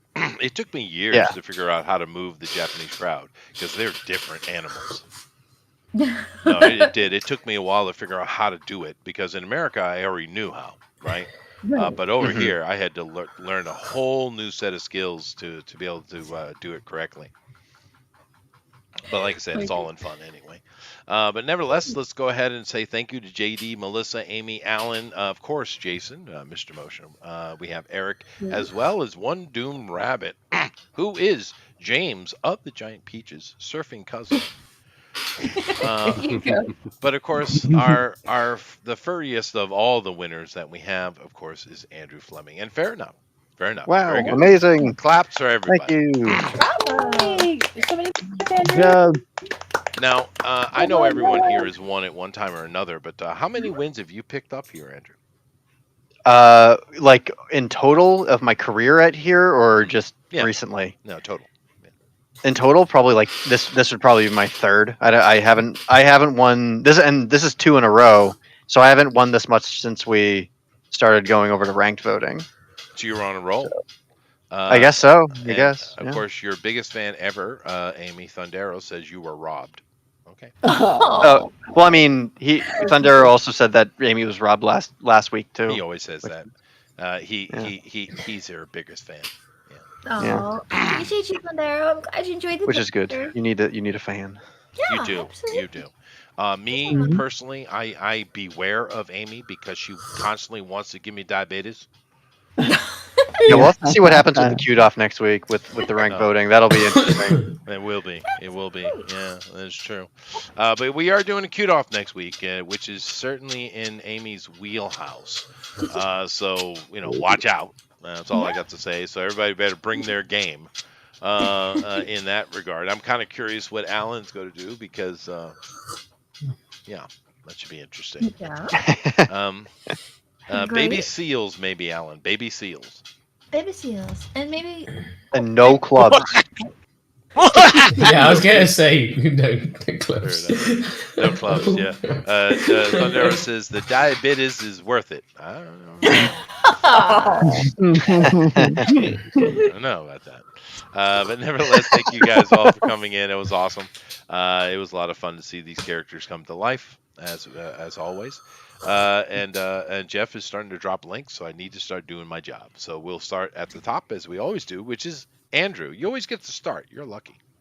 I do. All right. Well, if you want to check out my work, you can head to solariansun.com and read my comic for free. This week, I will be dropping up to page 270 for free. And of course, you can head to patreon.com/AFLM, where you can subscribe for as little as $5 a month to get all the pages up until now. I am currently working on page 695, which means page 693 will be available on Saturday. Nice. You can also keep track of the Kickstarter campaign for those who bought books. The books are currently in print and on their way. So as soon as I get all the backer surveys and the books in here, I will start shipping them out. So we should be getting books as soon as mid-March into April. Other than that, I have signed my signing day for Free Comic Book Day with my comic shop. So if you're in Quincy, Massachusetts, I will be at New England Comics on May 4th as my first stop at my convention circuit, doing a signing for Solarian Sun. Oh, that place is also on the pilgrimage, you know. What's that? That is one of the stops of the comic book pilgrimage. Oh yeah. Yeah. Yeah. No, I mean, there's a bunch of them, but New England Comics in Quincy is pretty great. I mean, that's where the Tick was created. So there you go. Gotta stop to where the Tick was created. It's true. It is true. All right. Get a picture. Excellent. Thank you very much, Amy. Hey, thanks for coming out and sharing the evening with us, everybody. It's great. Yeah, I'm just glad to have this chance to be out here and draw and visit with everybody and say hi to Alpha and all of our friends out there. So, not a lot new to report. Just keeping on. Yeah. So next week we're doing queued up, unless something else comes up that I don't know if it's exciting. So Armoron, you gotta show up. That's true. Yeah, I mean he does pretty well in the queued up. So hey, and He does. That is true. Mm-hmm. That is true. Well, when he eats lunch. Yeah. Good day. Not to be pedantic, but just so you know, spiders have 8 eyes. Oh yeah, I don't think I could fit in that many more. It's the peach magic, Chester. It is peach magic. You're right. That is true. Peach magic. She might have some extra under her. It's a cute little. That's her final form. Yeah, I get it. So, maybe. Melissa. Hi. Okay. Yeah. Okay. So thank you so much for hanging out with us and watching the show and just enjoying each other's. I'm glad we get to have time together and enjoy each other's company.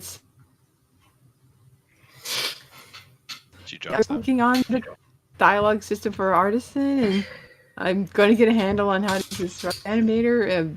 Yeah, that was a shame. That was. Yeah, it was. I really liked what she did. I wanted to see it. Oh. But it was coming along, so It figure was. that out. Yeah. Excellent. Fucking All right. Well, get it set up properly for the queued off because you're a contender in that as well. That's true. Yeah. We'll say frequently. Say frequently. Say frequently. Say frequently. Yeah, that's true. That's the way we used to play video games. Mm-hmm. Yeah. Because Now you they never have know, this thing right? called autosave. Oh. Yeah. That can work out. Yeah. Yeah. Well, I mean, back in the day, we not only had to save a lot, we also had to have multiple different saves for specific reasons, and we had to play games with notebooks next to us. You also had games that you had to like remember codes to reload the levels as well. Yeah. Some games had that; they didn't have save games. I remember That that. sounds like fun. It was Some on the SNES were interactive. like that. Yeah. You have to have a book. Well, thank you very much, Melissa. Eric, you Oompa Yeah. Loompa Doo And Pa Dee some Doo. games we couldn't even save. There was no save feature until That's true. years later. You just played and had to start over every time. Oh my god. Yeah, that thanks was- for everybody showing up. Yeah, keep coming in and watching us, and contact artists for commissions. Support them if they're going to shows and they're near you. Go find them and say hi. I'm sure they'd all like to see you. Absolutely. Excellent. There you go. Absolutely. Fun fact about Willy Wonka, Eric. Only a Yes. few of the Oompa Loompas actually could speak English. The rest of them they imported from Turkey. Oh, Yeah, because they shot it I in do know Germany. that. But they imported the majority of the Oompa Loompas from Turkey, and they didn't speak a stitch of English. Oh my gosh. yeah. I always thought one of them looked like Gilligan, Yeah, sure. like a why not? miniature Gilligan. Miniature Gilligan. Yeah. But hey, they got work. I'm sure they were happy about it, and they're in a legendary movie too. Yeah. Yeah. Sure. It's a great film. Alpha Proto says, so knock off Oompa Loompas? I don't know. Maybe they are the original Oompa Loompas. Go. See. Thank They're you actual very much, Oompa Eric. Jason. All right. Yeah, you can head down to my Instagram at creation.jason. Commissions are open. If you want a commission from me, go to my email. It's on my Instagram profile. And yeah, just go down to Gant Enterprises 777 at gmail.com if you want a commission. And it's what I've been working on right now. It's not finished yet. It's basically got ticked off of all the furries in the world, and That's a nice And picture there. all though. yeah. Is, the little that friend supposed to too. be Solomon? No, this is God himself. Oh, this is Yahweh himself. All right. Yeah. Yeah, The this Lion is of Judah. Lion of Judah. Yeah. Very nice. Weep a wop a weep a wop a weep a wop. Okay. All right. That's great. Thanks. Great picture you had today, Jason. It was really good. Yeah, Thank you. man. Thank you. Alrighty, let's see here. We got a rabbit. Hey, Hi. What are you doing? Got any I don't concerts really have coming up? much. No, we're going to be doing some more recording soon, but I've got to. We're finishing off my other band's recording, and then we're doing Oh, nice. an EP with our bassist because our first album. Obviously, I know there's only 3 tracks out. There will be more, but and I keep forgetting to advertise them because social media, you know. But we want to record with our actual bassist on instead of me playing. So we're going to record some of the new songs with him on like a 5-track EP. But I'm going to spend a lot of time in the studio on that properly. That should be that's really cool. good. I got a gig next Other than that, no. I've got stuff booked, but like I say, they're not for a couple of months now. So Well. I played one the other week. Yeah, no, it's starting to pick up, right? Usually spring, summer is a lot busier for me. But yeah, we got a gig next week. Yeah, it's in a fun place. It's actually a pro venue where I play all kind of just whatever, right? But this one's actually a professional venue. So it should be fun. This weekend, however, my daughter and her new beau are coming to meet Grandma and Grandpa. Yeah. That should be interesting. Yeah. Mhm. Well, her grandpa is beside himself that his little girl is getting married. So Oh, that's That's nice. And Well- he's a good fellow, right? So. Oh, he is actually a very good man, but he's a bit of a hypochondriac. But he is a good man, very good man. But she also had him wrapped around her little finger and get anything she want, and from Daddy that didn't work. Right. Right. So Grandpa should be interesting though. I'm sure he'll be very gracious though. But he has been depressed though. He's a little bit depressed. For me, I'm happy as hell. Like, please marry her, and I just get her out. I don't have to worry about it anymore. That's my whole focus. You know, I'm so close. My son's married, and she's almost married. Oh, so close. It's so close. Anyway. Everybody happily settled. Yeah, well, you know, if you got older kids, you're kind of waiting for them to, so I don't have to pay for things anymore. So you can have your yacht trip and see. Yeah. I've been paying for things, sometimes everything, for years and years and years. So soon that might be well over. Anyway, you know, happy fun times. Let's see here. Oh, what do you got? Oh, we got Alan. Hi, Alan. Hello. Hello. Follow me on Twitter and Instagram for now, and sign up for the Ace Volume 3. Oh, yeah. That'll be out soon. Very nice. There you go. Yes. And you know, Roald Dahl was a World War II ace. There you go. Now that's- Connections. Very nice. Thank you, Alan. Let's see. What else do I got out that I might have missed? Let's see. I did Rabbit. Did Alan. Got 'em all. Did Eric. I got them all. So therefore, thank you all very much. Come back for the Queued Off 3rd annual next week. That should be a lot of fun. And of course, we always love to see the cute stuff. And it's always interesting for me to see what Eric does. Yeah. Yeah. Why? Well, because I could draw cute. Yeah. you think? I'll tell you right now. So we're going to have our 13th grandchild in the next 2 weeks, and for the last 4 grandchildren have been born. I've drawn them a picture for their the baby showers. Oh, nice. Oh, wow. That's cool. Wow, 13 grandchildren. I'm going to be getting one here soon, I would assume. Yeah. You got a lot to catch up on, man. It's a lot of catching up. I shan't be catching up. Right. You tell them they need to catch up. Although my son might well have 3 to 5, though. Oh man, Because so kids, he's and really so helping do- out Japan, isn't he? Well, right, but and so does she though. She wants a lot of kids as well, good. and that's the important person That's good. to want them, right? That's a good match. Because in my situation, when I married my wife, my intention was 1. Mm-hmm. She wanted 5. We compromised on 2. Girl, boy, done. Yeah. But to be fair, though, she had really hard time pregnancies. She's one of those Oh. people that had morning sickness the entire time. Oh no. Yeah, no, rough, dude, rough. Imagine spending 9 months with serious morning sickness. That's not good. Oh. Mm. No. And every time she had one, she said, "Never again." I said, "Really?" Then they forget so quickly, Eric. I know. There is a That's the way my special first chemical. wife was. There is a special chemical in the brain that flows through a woman's brain after pregnancy to make them forget, which is hilarious. Fair enough, right? Because I remember when my son was born, that she literally was in so much pain. She said that she was blind.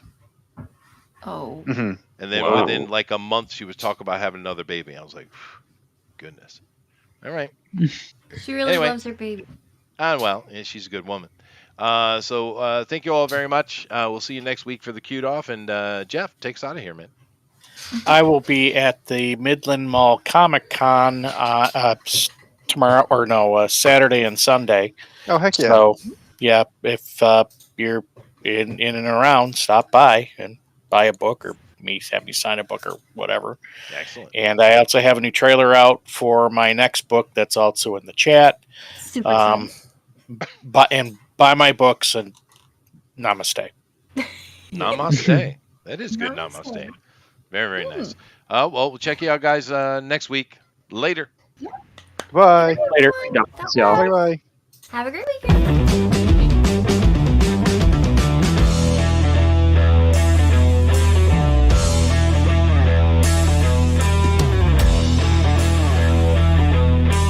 He makes the